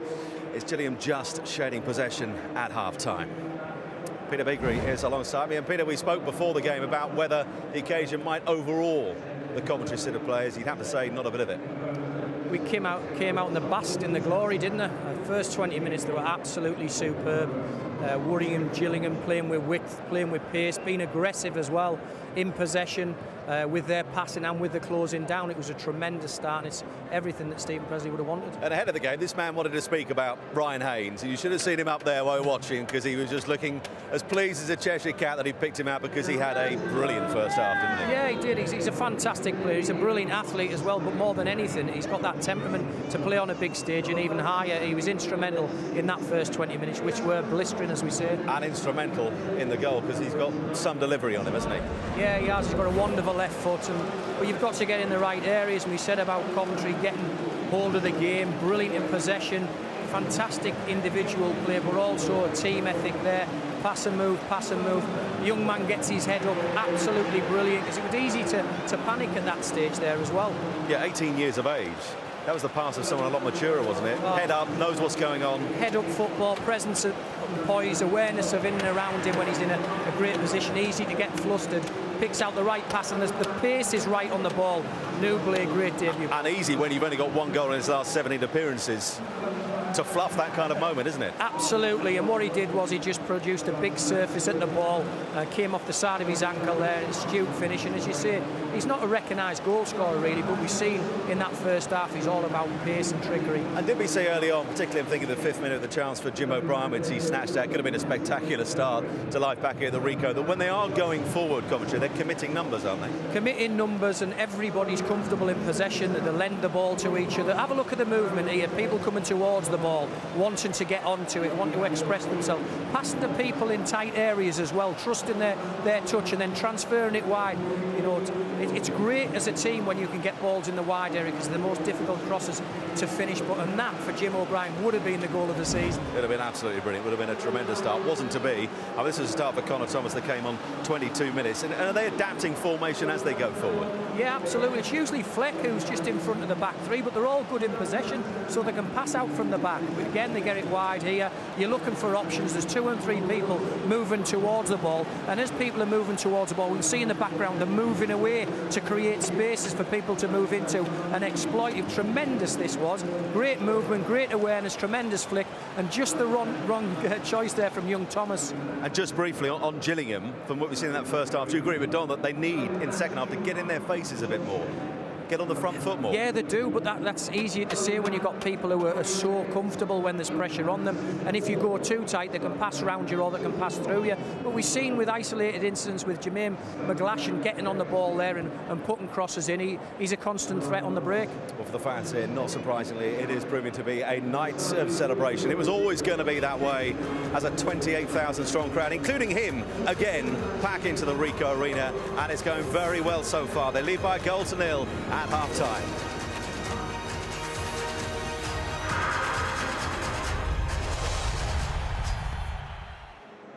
This weekend, the Euro 2016 qualifiers take centre stage on Sky Sports. On Sunday from 4 p.m, you can see the Republic of Ireland away to Georgia. That's on Sky Sport 5 from Group D. Northern Ireland from 4:45 p.m. away to Hungary in Group F. That's over on Sky Sports 3. And then on Sunday, what a start for Scotland, up against the world champions in Group D, Germany, 7:15, Sky Sports 5. And then on Tuesday, Wales's opening game away to Andorra from Group B is from 7 p.m. on Sky Sports 5. But tonight here at the Ricoh Arena, by the way, got to activate it, skysports.com/5. But tonight here at the Ricoh Arena, it's Coventry City who are taking centre stage, back on their rightful stage, at home, at the Ricoh Arena. And Frank Nublet has arrived on loan with a debut goal to give them a narrow lead at half-time. It's looking good so far for the Sky Blues on their return home, but Gillingham still very much in this. What will pan out second half? Let's find out at the company of Don Goodman and once again, Bill Leslie. Well, the lead for Coventry City is a slender one. And that is something I'm sure that Peter Taylor-Don will have pointed out to his players, although they've been below their best, perhaps a little overawed, and that would be understandable. A young side, on an occasion such as this, they're still right in it. They are right in it. They grew slowly but surely into the game without actually testing Ryan Alsop in the Coventry goal. And they have been the top scorers in the league, haven't they? Joint top scorers in the league so far. I think only Newcastle have actually managed to stop this team scoring this season in 8 games. So they've got a goal in them, but they need to show that. They haven't really caused Coventry enough problems for me. Have they, a little bit for you, played into Coventry's hands in terms of this system? I just think the youth at the back. Often I'm looking and I'm seeing 3 defenders marking 1 Coventry forward. And I just think that's a little bit of youth and a lack of communication. And I've mentioned if they could push the right back 10-15 yards further forward, that would help the cause. Jim O'Brien has gone away from his man, and the referee again playing good advantage. Jordan Clark. The Tugay. No half-time changes to either side, by the way. And there's Connor Thomas. To Haynes.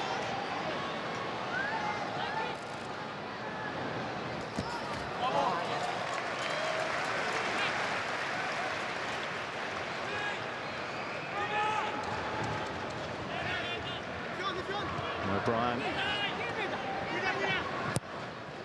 And then by Ricoh Johnson, out by Courtney House.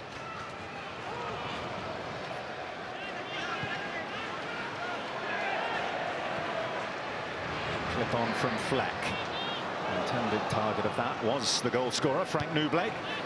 That was another good run by Jim O'Brien from that midfield area. This time he is seeking Newblake to run in behind. There's the cutback, headed across the face of goal by Fleck. Well, I think it's an attempt at scoring a goal from John Fleck. A little bit like his pace we mentioned in the first half, maybe goal scoring. He's not noted for that. A little half chance, some good work from Coventry there. Not like Uncle Robert, not like Uncle Robert, no. Yeah, he only got one goal throughout the whole of last season, John Fleck. When he came on the scene at Rangers, was very much touted as one of the next great hopes of Scottish football. Still only young, still only 23. A regular fixture in Stephen Presley's side here at Coventry. He does a lot of unnoted work, doesn't he, in front of that back four. Breaks things up. He just broke the Gillingham attack up literally seconds ago. It does go unnoticed, but I tell you what, greatly appreciated from his teammates and his manager. A role that's been called the water carrier in the past. No disgrace in that one. Water's very important, absolutely.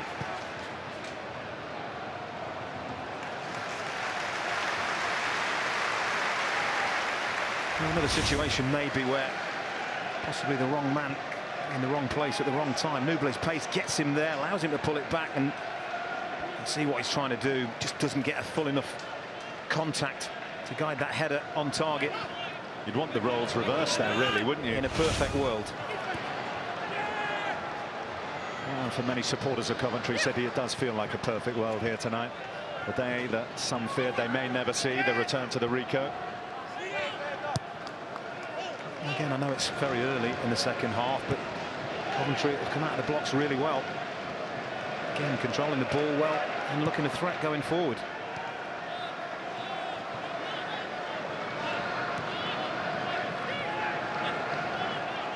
Callum Davis.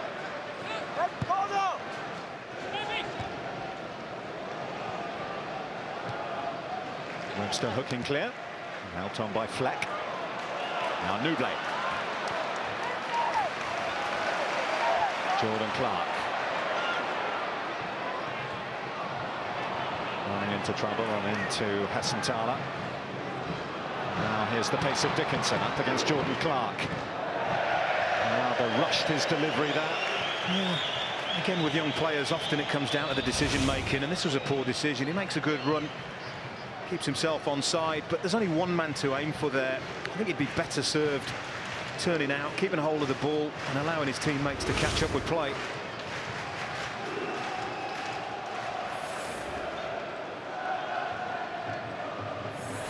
And he joined the club a free from Brighton, a loan at Northampton actually last season for Sixfields.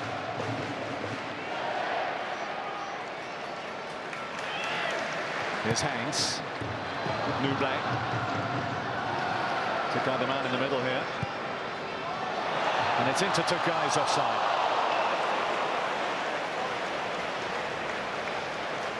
But it was almost like Marcus Tudgai knew he was offside here.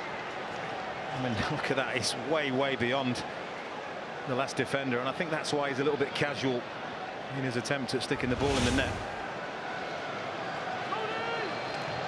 It would have been a surprise had the assistant missed that one.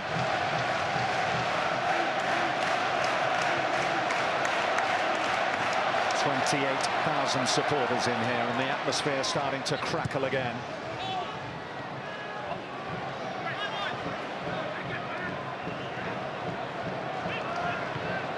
Trying to find a way through, but it's back with Martin.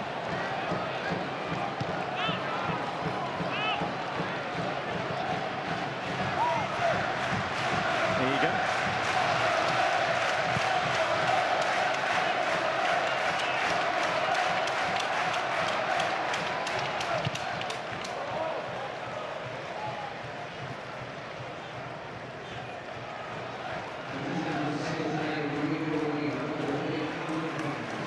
It's worth pointing out that return home for Coventry City, 27,306. Every ticket that could be sold was sold. Congratulations to the football club and all those involved behind the scenes in getting this game on at such short notice here, selling so many tickets. And good luck with solving the issues going forward. And there are issues to resolve, whether it be from club ownership that some are unhappy with, whether it be with the way that the matchday revenue is distributed. There's still much to sort out, but this a big step in the right direction and such an important one to re-galvanise the support in the city. It's monumental. I mean, consider it re-galvanised, you know, when 27,000 people come. Fantastic effort by everybody concerned.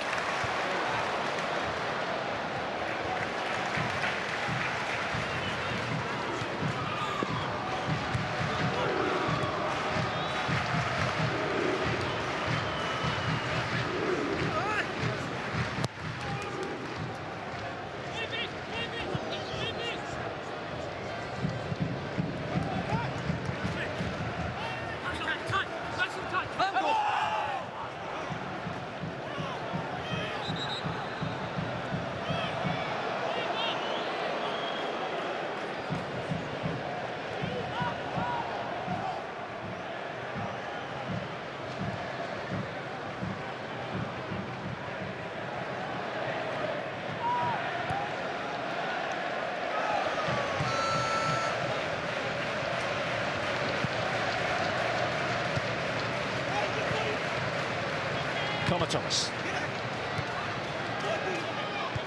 Back again, Connor Thomas, who but for injury may yet have had a career at Liverpool. He was there on trial but picked up a hamstring injury, so ended up coming back to Coventry. He's now making his way in the first team here. Still only 20, the Coventry-born midfielder.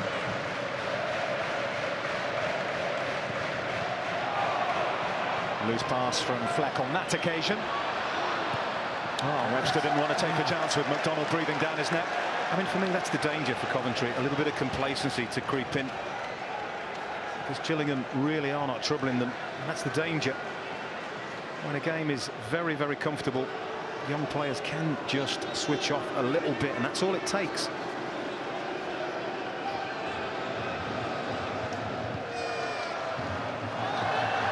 He's put into a dangerous area. Fleck saying, I didn't get a call, I had to put it behind.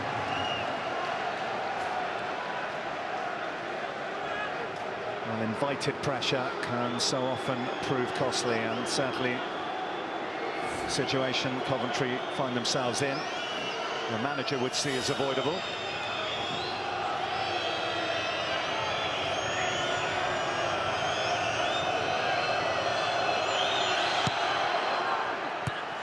Oh, was powered over by Courtney House. That is a hands-on-head moment, because that is a big, big chance. Makes a good run. Gets across and in front of all his Coventry markers. I think it's Redder Johnson. And he just can't get over the ball and keep it down. Anything on target there and he scores. And that's got to be a warning shot for Coventry players. It really has.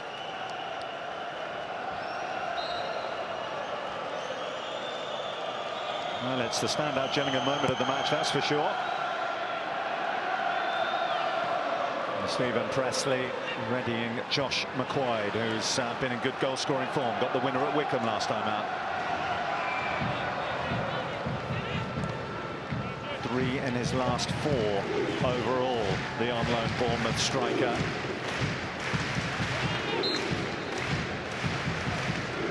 Interesting to see who he replaces. Will it be Marcus Turgay, who he's partnered in most of the matches so far, or will it be the new boy, the goal-scorer, Frank Nublet? Haynes pulling back at McGlashan there, as the nippy winger got away from him, or threatened to. It's the first time in a long time that Jermaine McGlashan has been involved in this game, certainly in an attacking sense.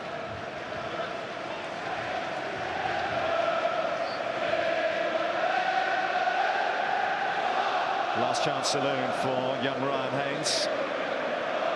Would have been within his rights, that Keith Stroud, to give a yellow card for a pullback like that, but warning suffices.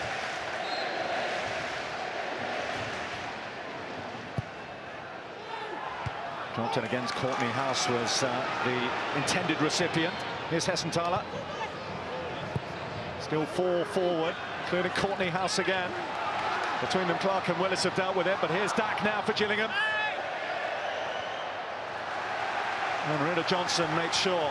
Well, this is as good a spell as Gillingham have had in the match. Yeah, it definitely is. That's mainly coming from set pieces as well, isn't it? Coventry players guilty of giving away some cheap corners and cheap free kicks, and Peter Taylor be keen for Gillingham to take advantage of that. It's an intriguing heavyweight battle. Courtney House and Ricoh Johnson is trying to keep an eye on him. And the save from Alsop as John Egan rose to head it goalwards. Oh, it's a decent effort. I mean, he's got a lot to do from there to get the ball past Ryan Alsop. He hits the target, the centre half. That's about as much as he could have done there. Just a delay in play while the beach ball's dispatched. Now Jake Hessenthaler can get back to the business in hand, which is testing Coventry, and they are being tested here. Hooked away by Fleck. Connor Thomas giving chase.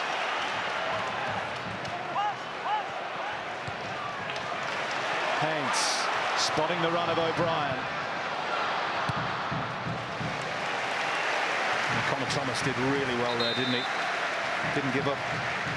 Could have been a lost cause.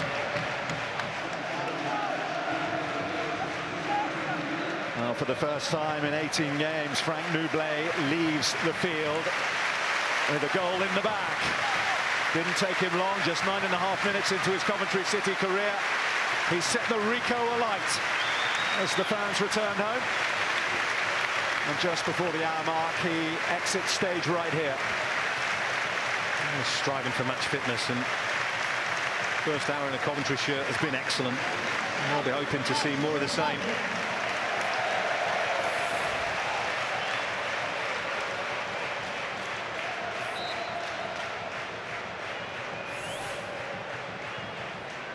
Two goals already this week against Swindon away at the county ground last weekend, and at Wycombe's Adams Park in the week.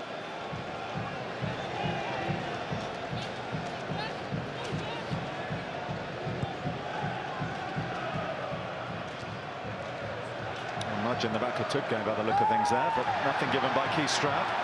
Egan was the one who appeared to push him.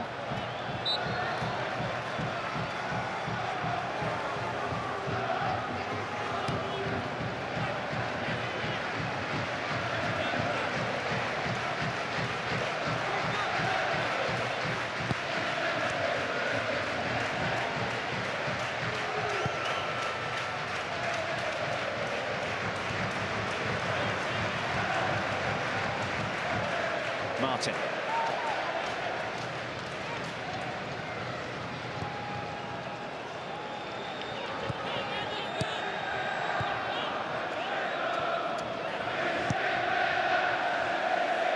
Oh, Haynes has been caught out here. McGlashan in behind. Too quick for Johnson.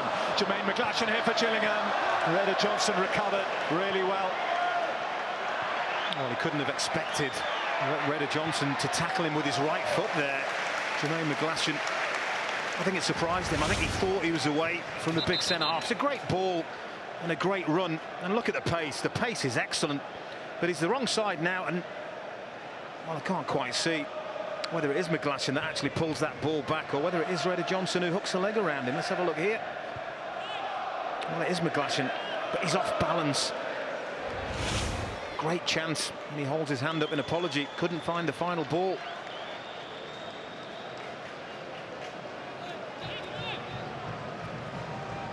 He's one who is yet to open his account for Gillingham since his summer switch, turned down a new deal at Cheltenham. To move from Gloucestershire to Kent to continue his football career. Should be approaching the peak of it. At 26, Jermaine McGlashan. Fleck. Nothing McCoy could do with that. Well, it's finally balanced. Yeah. I'm getting to that time in the game where Stephen Pressley would just love the cushion of another goal. I have to say, for all the goals that they scored last season, they haven't been anywhere near as prolific this season, and you just get yourself a little bit worried that that might come back to haunt them.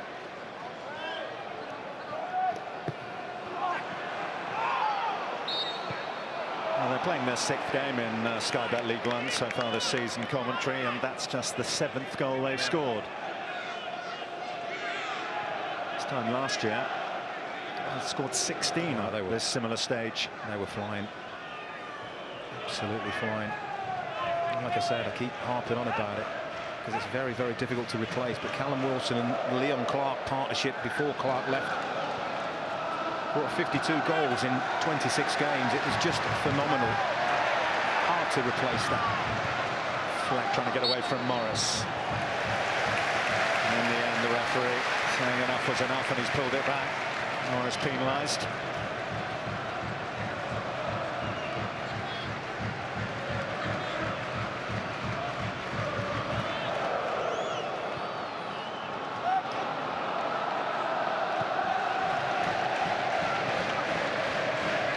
Connor Thomas.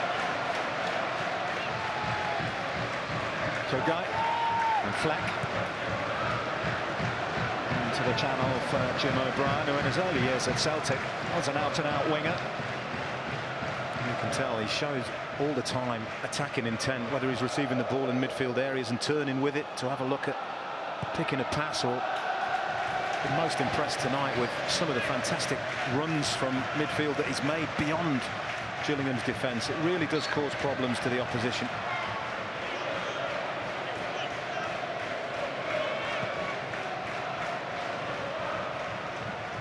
McGlashan getting inside Haynes, who recovered enough. But for whatever reason, Miller Johnson didn't get the message from his keeper. Massive stroke of good fortune. There's the pace again from McGlashan, getting more into the game. And that miscommunication could have been very, very costly. You just can't get out of the way. Maybe the call was a fraction late. And relieved to see it go the right side of the post from their perspective. Well, this is the situations from which they've looked most menacing. Courtney has got there. Well, that was a great chance for him to head on goal, wasn't it? Well, that's the second time now. You can just feel one or two little nerves in the crowd here. And these set pieces are causing Coventry lots of problems. Well, Fleck spotting the keeper off his line. Unbelievable. What an effort. So close to embarrassing Stephen Bywater. Well, did I have the audacity 10 minutes ago to say that goal scoring wasn't his forte? I'll take it all back. That was unbelievably magnificent. Deserved the goal. Had it gone in, we'd be talking about it for a very, very long time.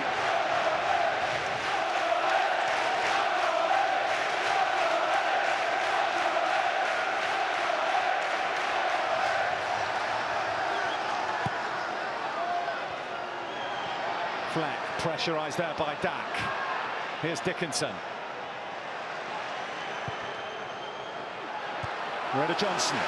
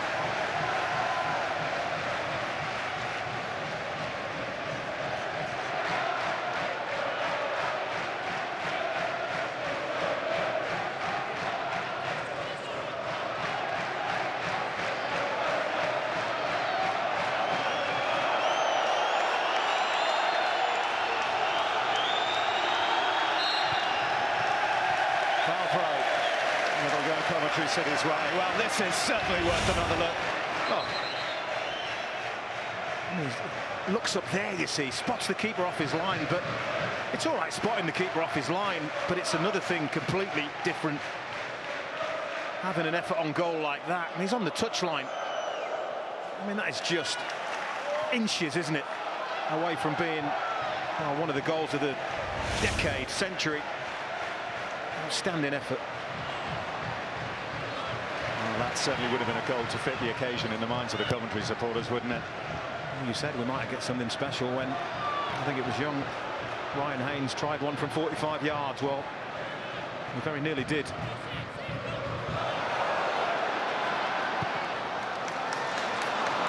Haynes couldn't make up the ground to get on the end of that fizz pass.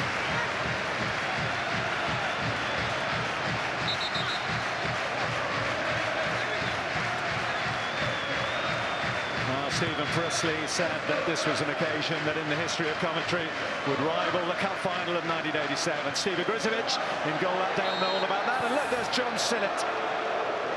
Who can forget his celebrations that day that they saw our Spurs with the Keith Houchin header. Heady days, weren't they? Magnificent.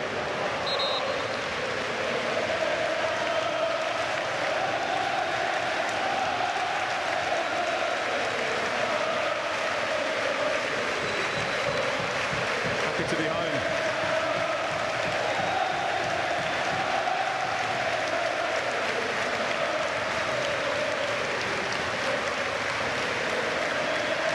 Seems to send a tingle down the spine. You hesitate to say it's worth the wait, but it is a wonderful moment. Feels special. Started special. Felt special from the moment we arrived here at the stadium. All the people outside the ground, and they very nearly witnessed something extra special, didn't they, just to grace the occasion. John Fleck's shot strikes the bar, doesn't it? Stephen Bywater does really well. Does so well, the goalkeeper. You know, we're talking about the brilliance of the attempt. Let's take nothing away from Stephen Bywater for keeping that ball out.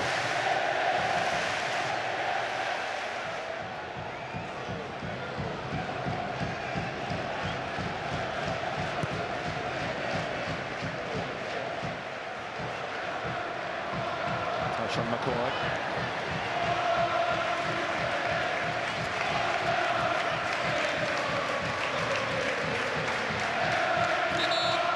Well, he said he was emotional, Stephen Presley, when he arrived here tonight. He'll be holding back the tears with this ovation he's getting. No one involved with Coventry underestimates the size of the task that he has had to contend with. Obviously the Northampton factor, but the financial factors behind the scenes as well, trimming the squad, bringing through the young players. All of it. Just can't give the man enough credit. I mean, these players have played last season, what, 46 away games in essence. And if you add the 10 points on that were deducted, I know it's hindsight or whatever, they would have finished 9th, which would have been a remarkable effort when you play every game away from home. But it's a level playing field again for the first time in 3 seasons. You come into this season on the same points as everybody else, level playing field. And they'll feel they've got a great chance because there isn't a Wolves in the division this season. There isn't a Brentford, a Rotherham, clubs with more resources than most at this level. And if they can have an atmosphere anything like this for their home games for the months to come, then it'll stand them in excellent stead.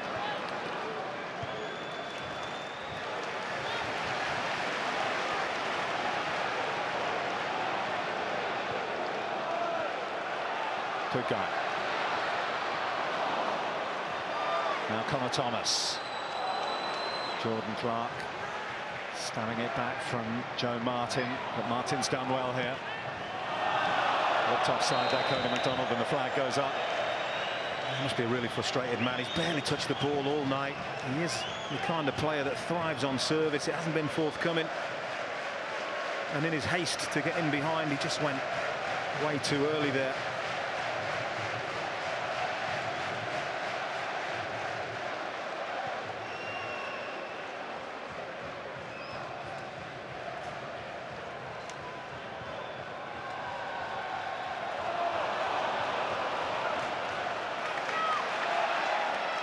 Tugay. Connor Thomas. Now Tugay to pick it up again.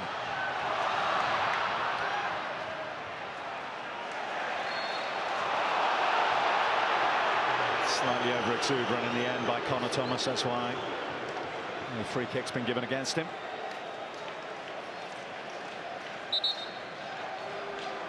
I think Peter Taylor's seen enough now. The time has come, 20 minutes to go, to make changes, give yourself the best opportunity of getting something out of this evening, or else that terrible away run is going to go on, and they have to halt it sooner rather than later. Otherwise it could be a long, hard season for Gillingham at this level.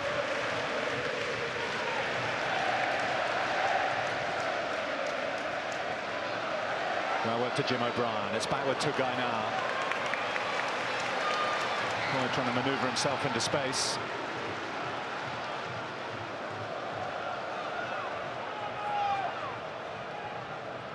Connor Thomas.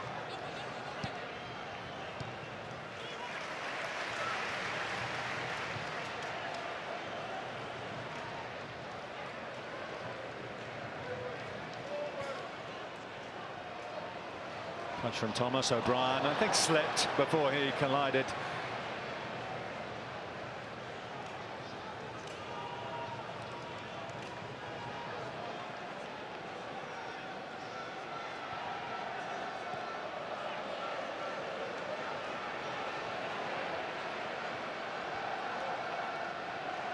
Martin caught by Clark.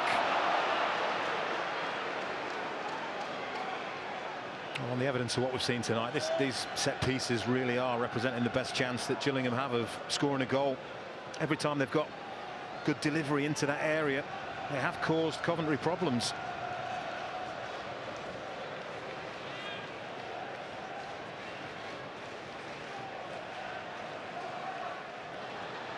Well, it looks like Jake Hessenthaler fancies taking this one. All the Coventry defenders, all the players, in fact, bar Josh McCoy, lined up along the edge of their penalty area. There's the two-man wall as well.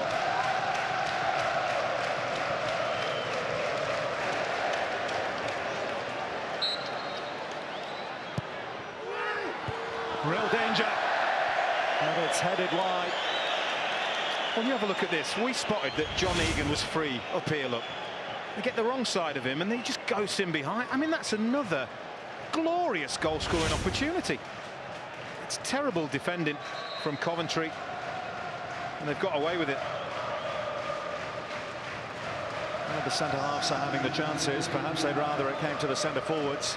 Here come a couple of changes.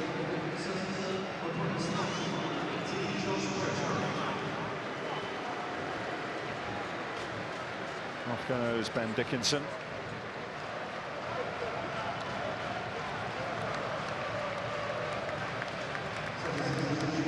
Relaying some instructions as well, the new boys.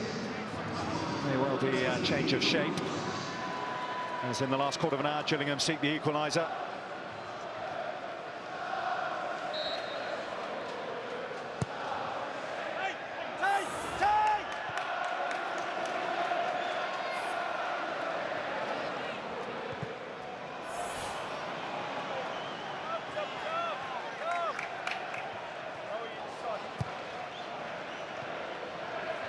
Tugay. McCoy. Connor Thomas, the man in the middle, but it was snuffed out by Courtney House. Yeah, very important interception from Courtney House.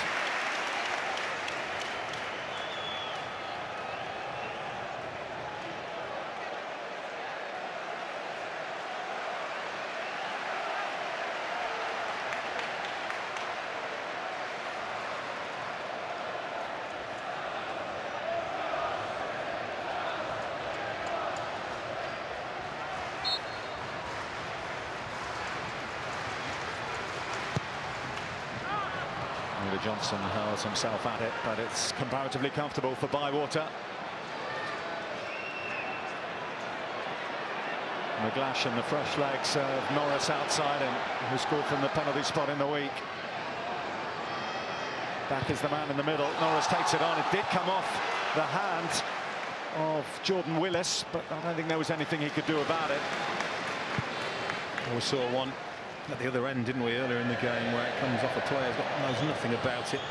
Can't give penalties for that.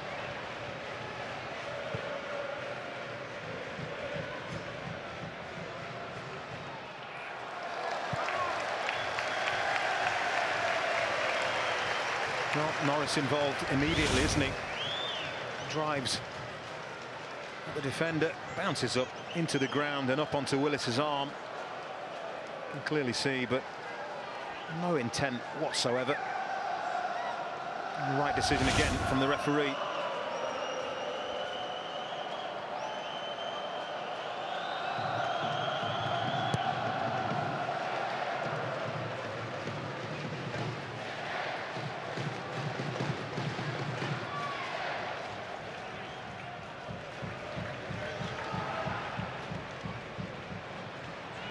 On by Haynes, who hasn't been quite as effective in the second half as he was in the first. Thomas dispossessed.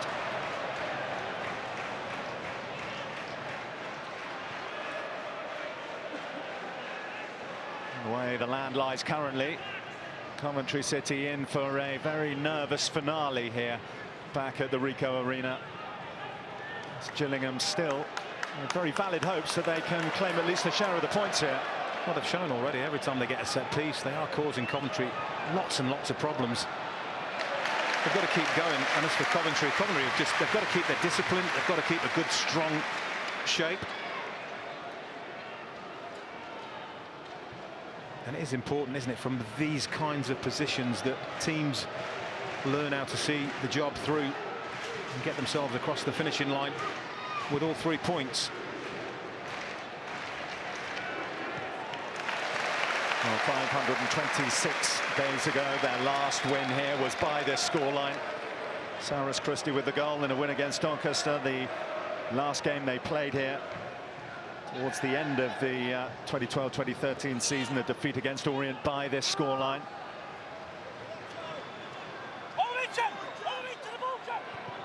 Just over 11 minutes plus added time to see this one through. That's the substitute Norris. It's comfortable for the loney Allsop.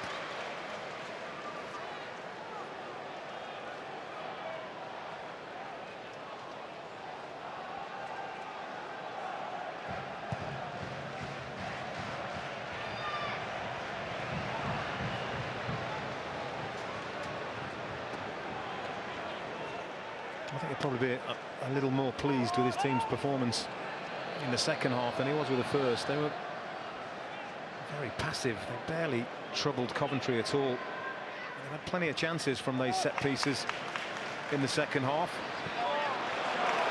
The strength of Ritter Johnson carrying him through a little bit of turbulence.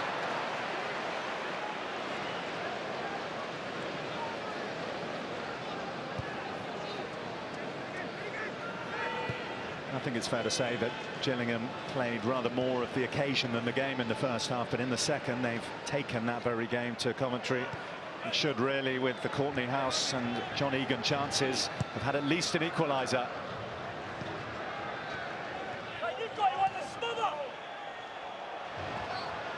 Cody MacDonald, the former Coventry striker, can he spoil the party? Out by Jordan Willis, on by O'Brien. Now Courtney House. 10 minutes to play. Joe Martin.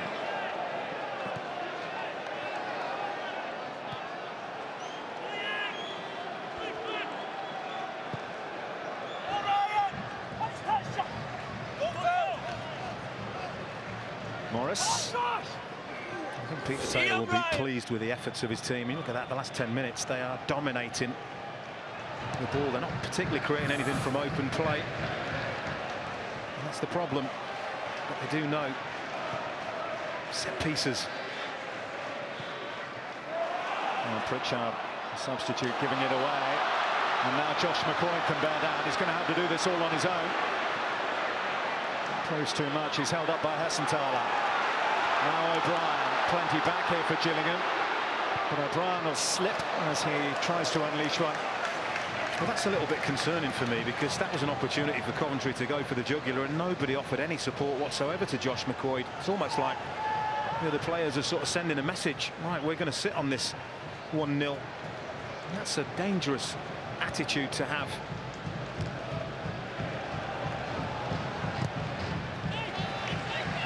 Well, maybe in the first half, as we just said, if Gillingham were affected by the magnitude of the occasion, as we approach the finishing line, it's getting to Coventry a little bit. I think teams naturally, when they've been reasonably comfortable for large parts of the game, and they've only got a 1-0 lead, you can get nervous and you can drop deeper and deeper, and that's where the discipline comes in. That's where the experience at the back has to organise the rest of the team. Oh, what another goal will do for the home support. Yeah. Well, it's the crowd. They're urging the team forward, but nobody's got any great urgency. That is clear. Look at this.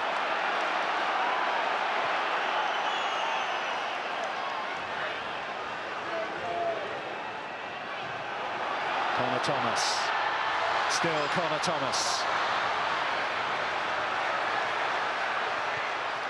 Jordan Clark. Well, that literally 20 seconds ago, that's the first time you've heard any sort of disappointment, isn't it, from the home supporters tonight, because they've been in party mood. They've been very, very happy. But they can see what we can see, can't they, the supporters, as John Fleck sees a yellow for this very rash challenge. But that is only going to make the supporters, this attitude, it's only going to make the supporters around here even more nervous as the clock ticks.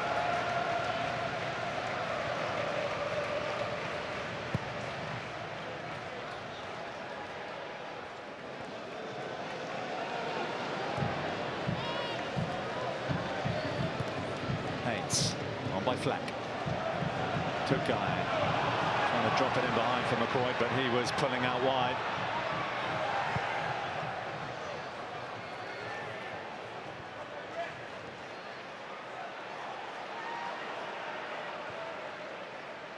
On by Hessenthaler. McGlashan against Haynes. And Haynes played it off McGlashan.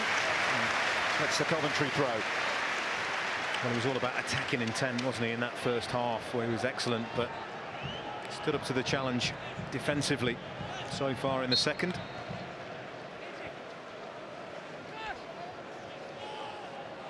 Well, that's Antonio German, the Wembley-born midfielder, who's going to come on in the final change for Peter Taylor.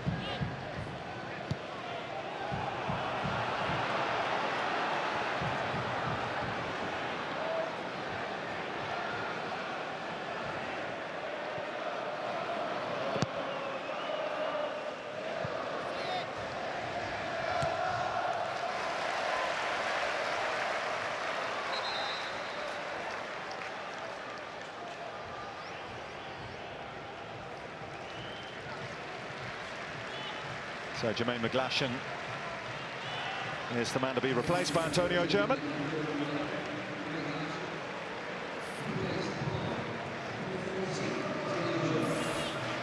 Comes on for his first appearance since he started the home win against Yeovil.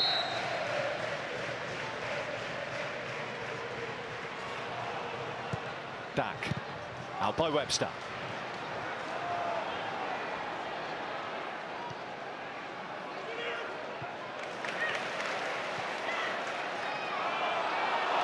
Dack's wrestled it out from Connor Thomas. Looking to tee it up for McDonald, side netting. Well, that was his moment. That was his big moment. And there was only one thing in his mind. Even though he had support, and they get caught again in possession, dwelling too much. Dack does well, picks him out. It's a great run, but he's got support. But he's got the blinkers on, hasn't he? He sees glory, tries to score himself. And if he's going to try and score, he has to go across the goalkeeper. One of his teammates may have had a tap in there. Yeah, even if he scuffs it across the face of goal, yeah, he had support there. Yeah. Good turn by McCoy. Just got caught up under his feet, though. There is his battling qualities. He's found Connor Thomas. A little too much on the pass. But Clark's kept it in. Now Fleck. Still Fleck. They're urging him to shoot. He's still going here, Fleck. Fell at the final hurdle. That provided by Aaron Morris. Now here's Antonio German. Strong runner and brought down rather cynically which will mean a yellow card, unsurprisingly.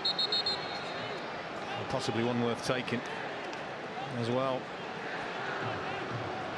Looks like he's got a bit of pace about him, Antonio German, doesn't he? Connor Thomas was not going to let him get past.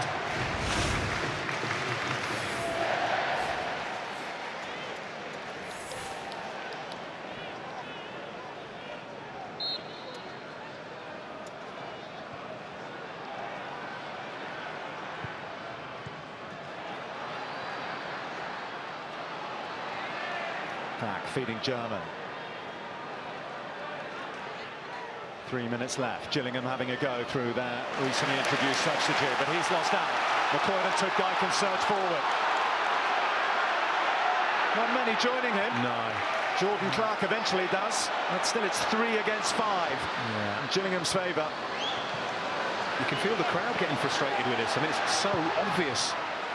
How about this for a pass, though? Oh, he's done everything right, though, O'Brien. Snuck in under the radar. The pass picked him out well, and he couldn't find the finish. Again, another one of those fantastically timed runs. Look at that on the far side. I mean, so far onside. Maybe he should be having a touch here, but I think he's trying to pass that into the far corner. But he gets it horribly wrong. Maybe tired legs. Maybe time for a change. Maybe time for 2. With just about 2 minutes left.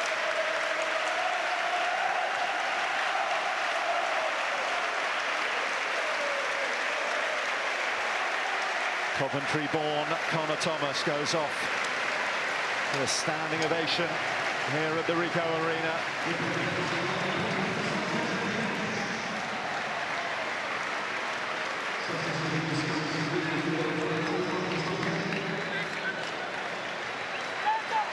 Marcus Tudgai as well.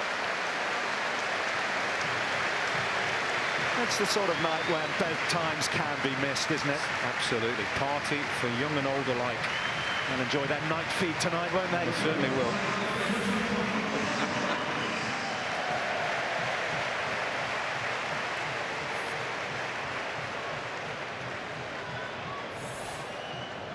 So it's a debut for Seb Hines.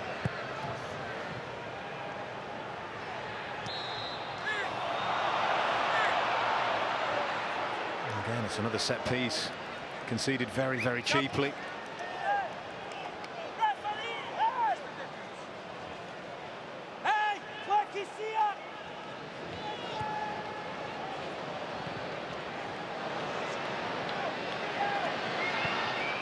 And plenty forward, Redder Johnson to get it out.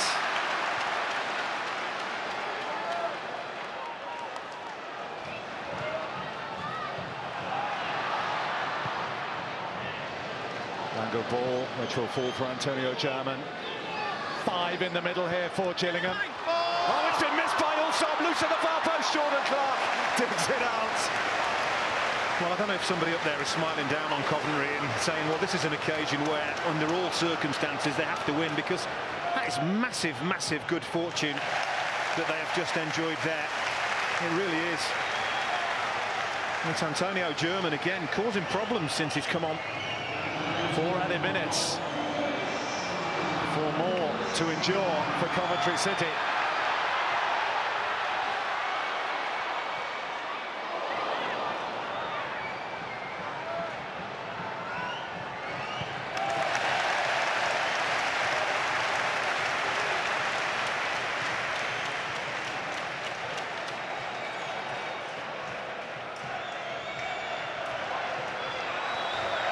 Should be shepherded out by Jordan Clark. Well, if you want to live dangerously, this is the way to do it. Well, it is. I mean, when things like this happen, you have to believe that it is going to be your night, because Antonio German pass across. Egan can't get there. Neither can Norris. Neither can the man on the far post. But Allsop again. Huge sigh of relief as Clark clears the danger. I'll be thanking the bobbles provided by the gaming conference a couple of weeks ago for that one. Well, given what they've had to go through in the last couple of years, Coventry, you can forgive them a break. And I'm sure even Gillingham would accept that.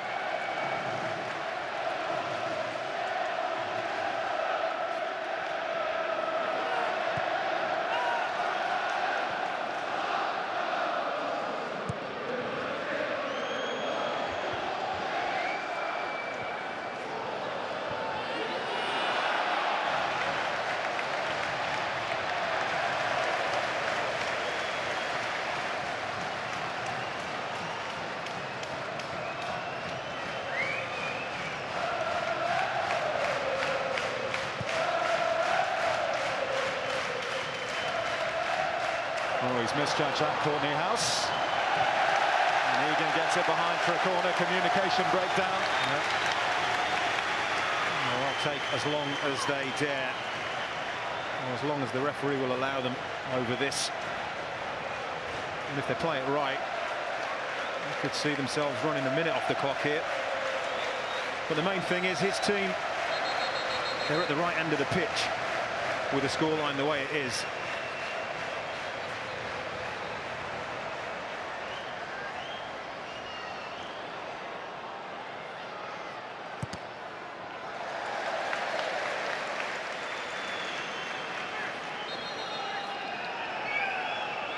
Presley and his boys are back in the building. And they started in such style tonight. Under 10 minutes when they got the goal that looks like it will be the winner. They've ridden their luck since then. Coventry City and Gillingham have risen to the occasion, perhaps too little too late, as they stood off a little bit too much perhaps in the first half. And they did, and months of frustration and protests is about to end in an eruption. You can hang on for 30 more seconds. It's party time.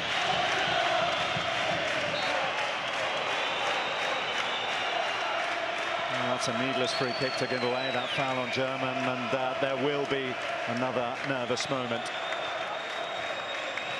It's definitely the last roll of the dice, isn't it? If Coventry defend it properly, they'll get the 3 points. Defending these situations properly is something that hasn't come altogether easily to them. And it's Cody McDonald's head on it, but it's Tang. Allsop falls on it. They know that that's that pretty much now.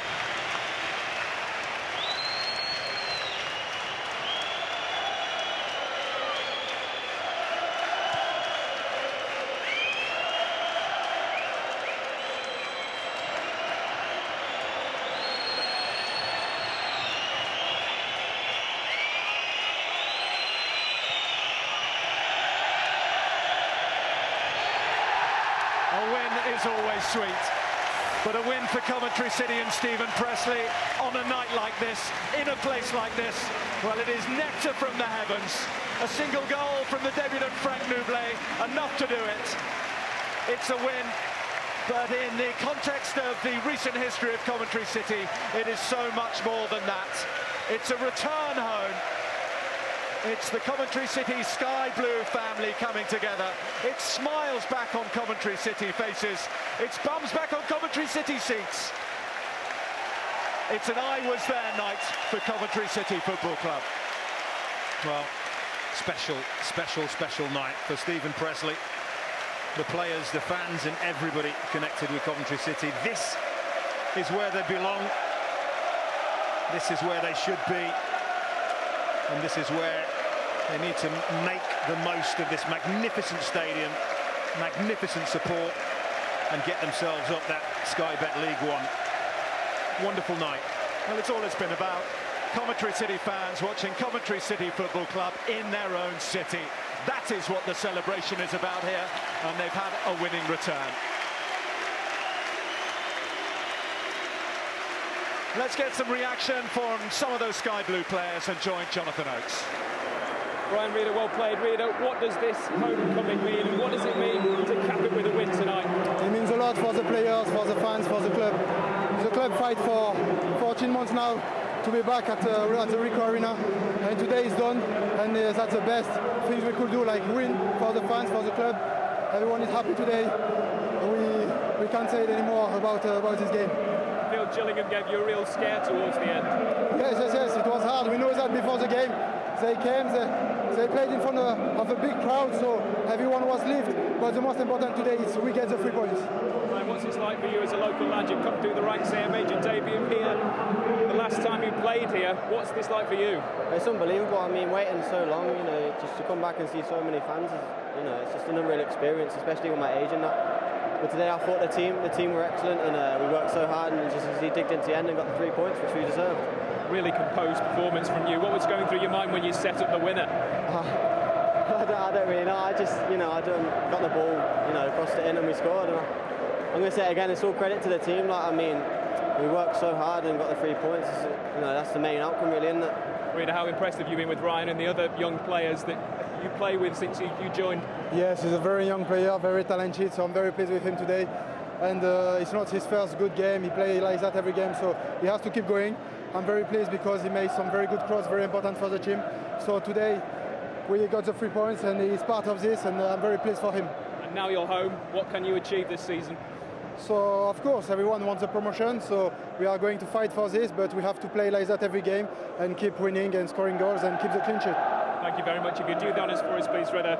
Ryan Haynes is the Sky Bet man of the match. 18 years of age, the man we spoke about just a couple of hours ago has come through the Coventry Academy, and on a night where really, especially in that first half, with the occasion, with the amount of fans here, 27,306, they had to play without fear. He absolutely epitomised that, setting up the goal for Frank Nublet that has proved to be the difference between the two sides. Nublet's first at 18, his first for the club since he arrived on loan on transfer deadline day, and it has delivered the icing on the cake for these fans, and that is a win back here at the Ricoh Arena.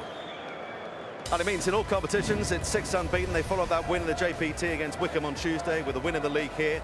It means they go up from 15th to 8th. They sit just a point outside the playoff positions at this early stage of the season ahead of tomorrow's games. For Gillingham, where their away troubles continue. This season, played 3, lost 3. In fact, at this level, they've only won 13 in 120 games. It means they drop a place down into 14th. It is women's semi-finals day on day 12 of the US Open. The number 1 seed, Serena Williams, in action later tonight. She takes on the Russian, Ekaterina Makarova, the number 1 seed, in action in the second of the semi-finals. There's PGA Tour golf right now. Sergio Garcia is going very well. Rory McIlroy had a share of the lead over the night. That's Sky Sports 4 via the red button. Still, the crowd remain. They're loving every moment of this, and why not? They've had to wait a long time to get back home. We will hear from Peter Beagrie shortly. We hope to be joined by the Coventry manager, Stephen Pressley, as well, on what has been a memorable night. At long last, they're back home in their home city, and they're back with a win.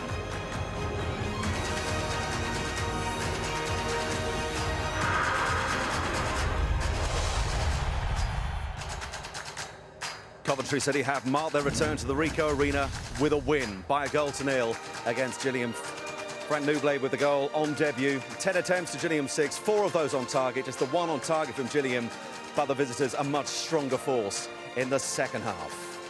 But it has been just about the perfect night for Coventry. Ryan Haynes, the 18-year-old, absolutely brilliant, setting up Frank Nublet on 9.5 minutes. It's a win for Coventry, it's a win for Stephen Pressley, but more importantly than that, it's a win back here at the Ricoh Arena. I'm delighted to say the man himself has joined myself and Peter Beagrie. You can't wipe the smile off your face. The fans have remained behind, not all of them, but quite a few. Just describe what kind of night it's been. It's a night where I'm exceptionally proud to be manager of this football club. We've come through a great deal over the last 14 months, and it's been a really special night. I couldn't be prouder of a group of players. They've endured a lot. These supporters have endured a lot. A very fitting night. Now, I know as we'll see in just a minute, it was a bit of a nervy finish, but particularly in the way they applied themselves first half. They didn't seem to play with any fear, despite the occasion.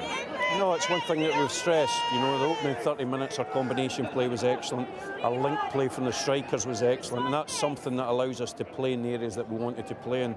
The final 15 minutes of the first half, we lost our link. Our link wasn't particularly good in that period, and we allowed Gillingham back into the game. A lot of our play comes from link back in and then out to your wing back, and we executed that brilliantly in the early part of the game, and I thought Ryan Haynes, for an 18-year-old, handled the occasion brilliantly. I played him here when he was only 16 years of age when I first came to the club, and he was 6 during the game, so he's come a long way since then. I raved about him. I've seen him at academy level as well. Tremendous player, and this stage here tonight, yeah, I was just about to say the goal itself was a thing of beauty, and he featured heavily, didn't he? We'll see it now. So patient, the build-up, everybody accepting responsibility, combination play, nobody hiding, and there you get it in the wide area. Then it's all about the delivery, isn't it? To have the composure there at 18, you know, in such a big occasion was terrific. You know, we play with the balance of the 2 midfield players, and then we get one into the 10, as you see there with Jim O'Brien. Terrific pass, and and great composure from there, and a great finish from Frank. Yeah, because only one goal, I think, in 17 coming into this. You bring him in on transfer deadline day. Yeah. You'd have never known he was in that kind of form, would you, from that finish? No, and composed. it was a really difficult decision for me tonight because, to be fair, Josh McCoy's a leading scorer at this moment in time, and Josh has been exceptional. I just felt that the combination between Josh and Marcus hadn't been at the level we'd hoped, and I went for a different type of dimension to our strike force tonight.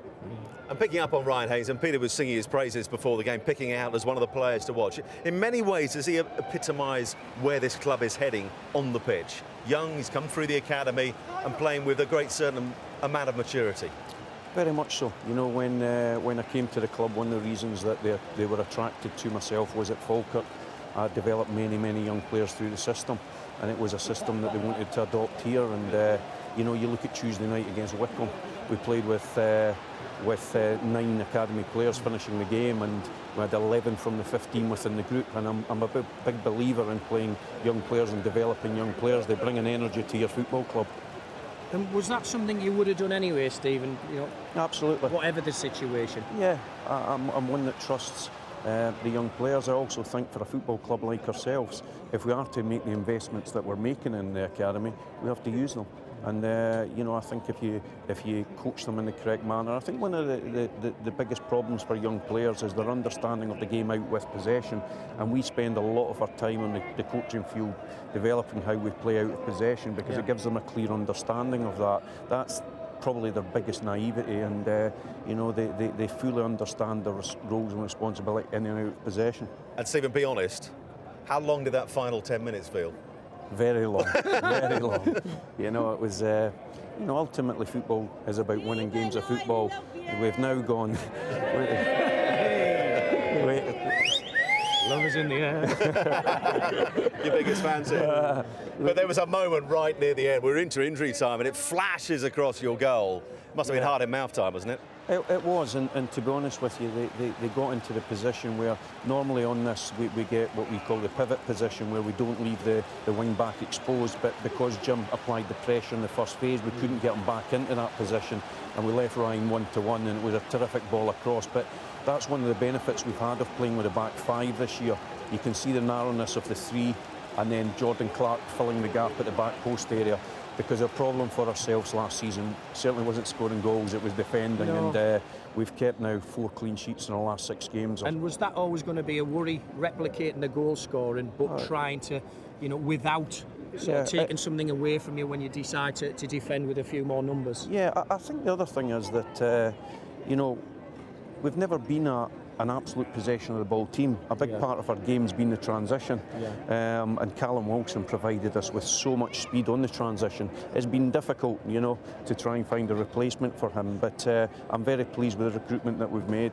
I think the strikers are adapting to the way we want to play, and you know, hopefully, you know, we can go on and start scoring even more goals than we are at this moment in time. 65th minute, John Fleck is somewhere over there behind me, and he launches something audacious. This was nearly the perfect moment, wasn't it, to celebrate being back here? Because this would have been a goal we'd have talked about for a long time had it got in.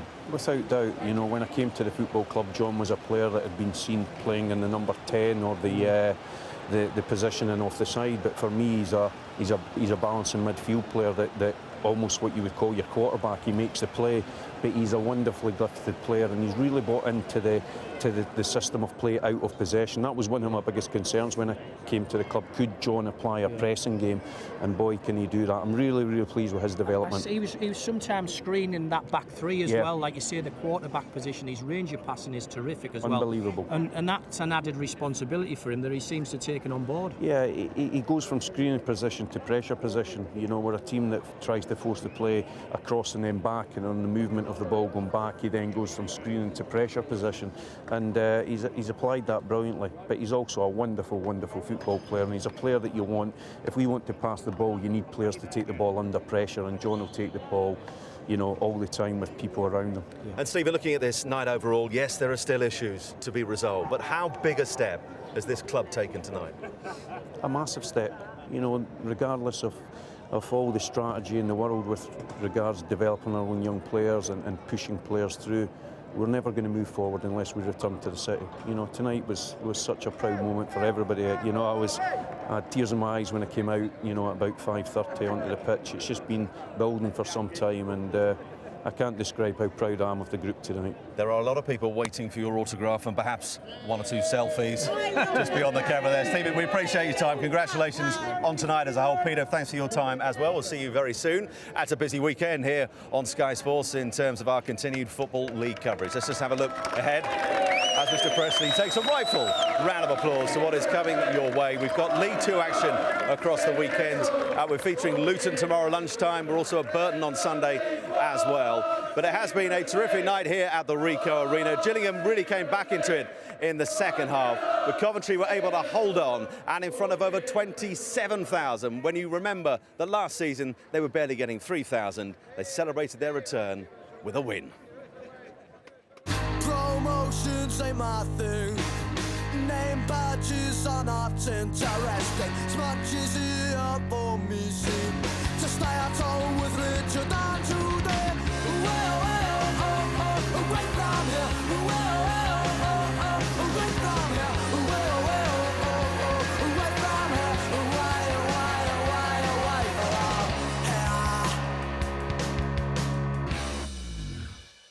here. Enjoy Sky Sports Live.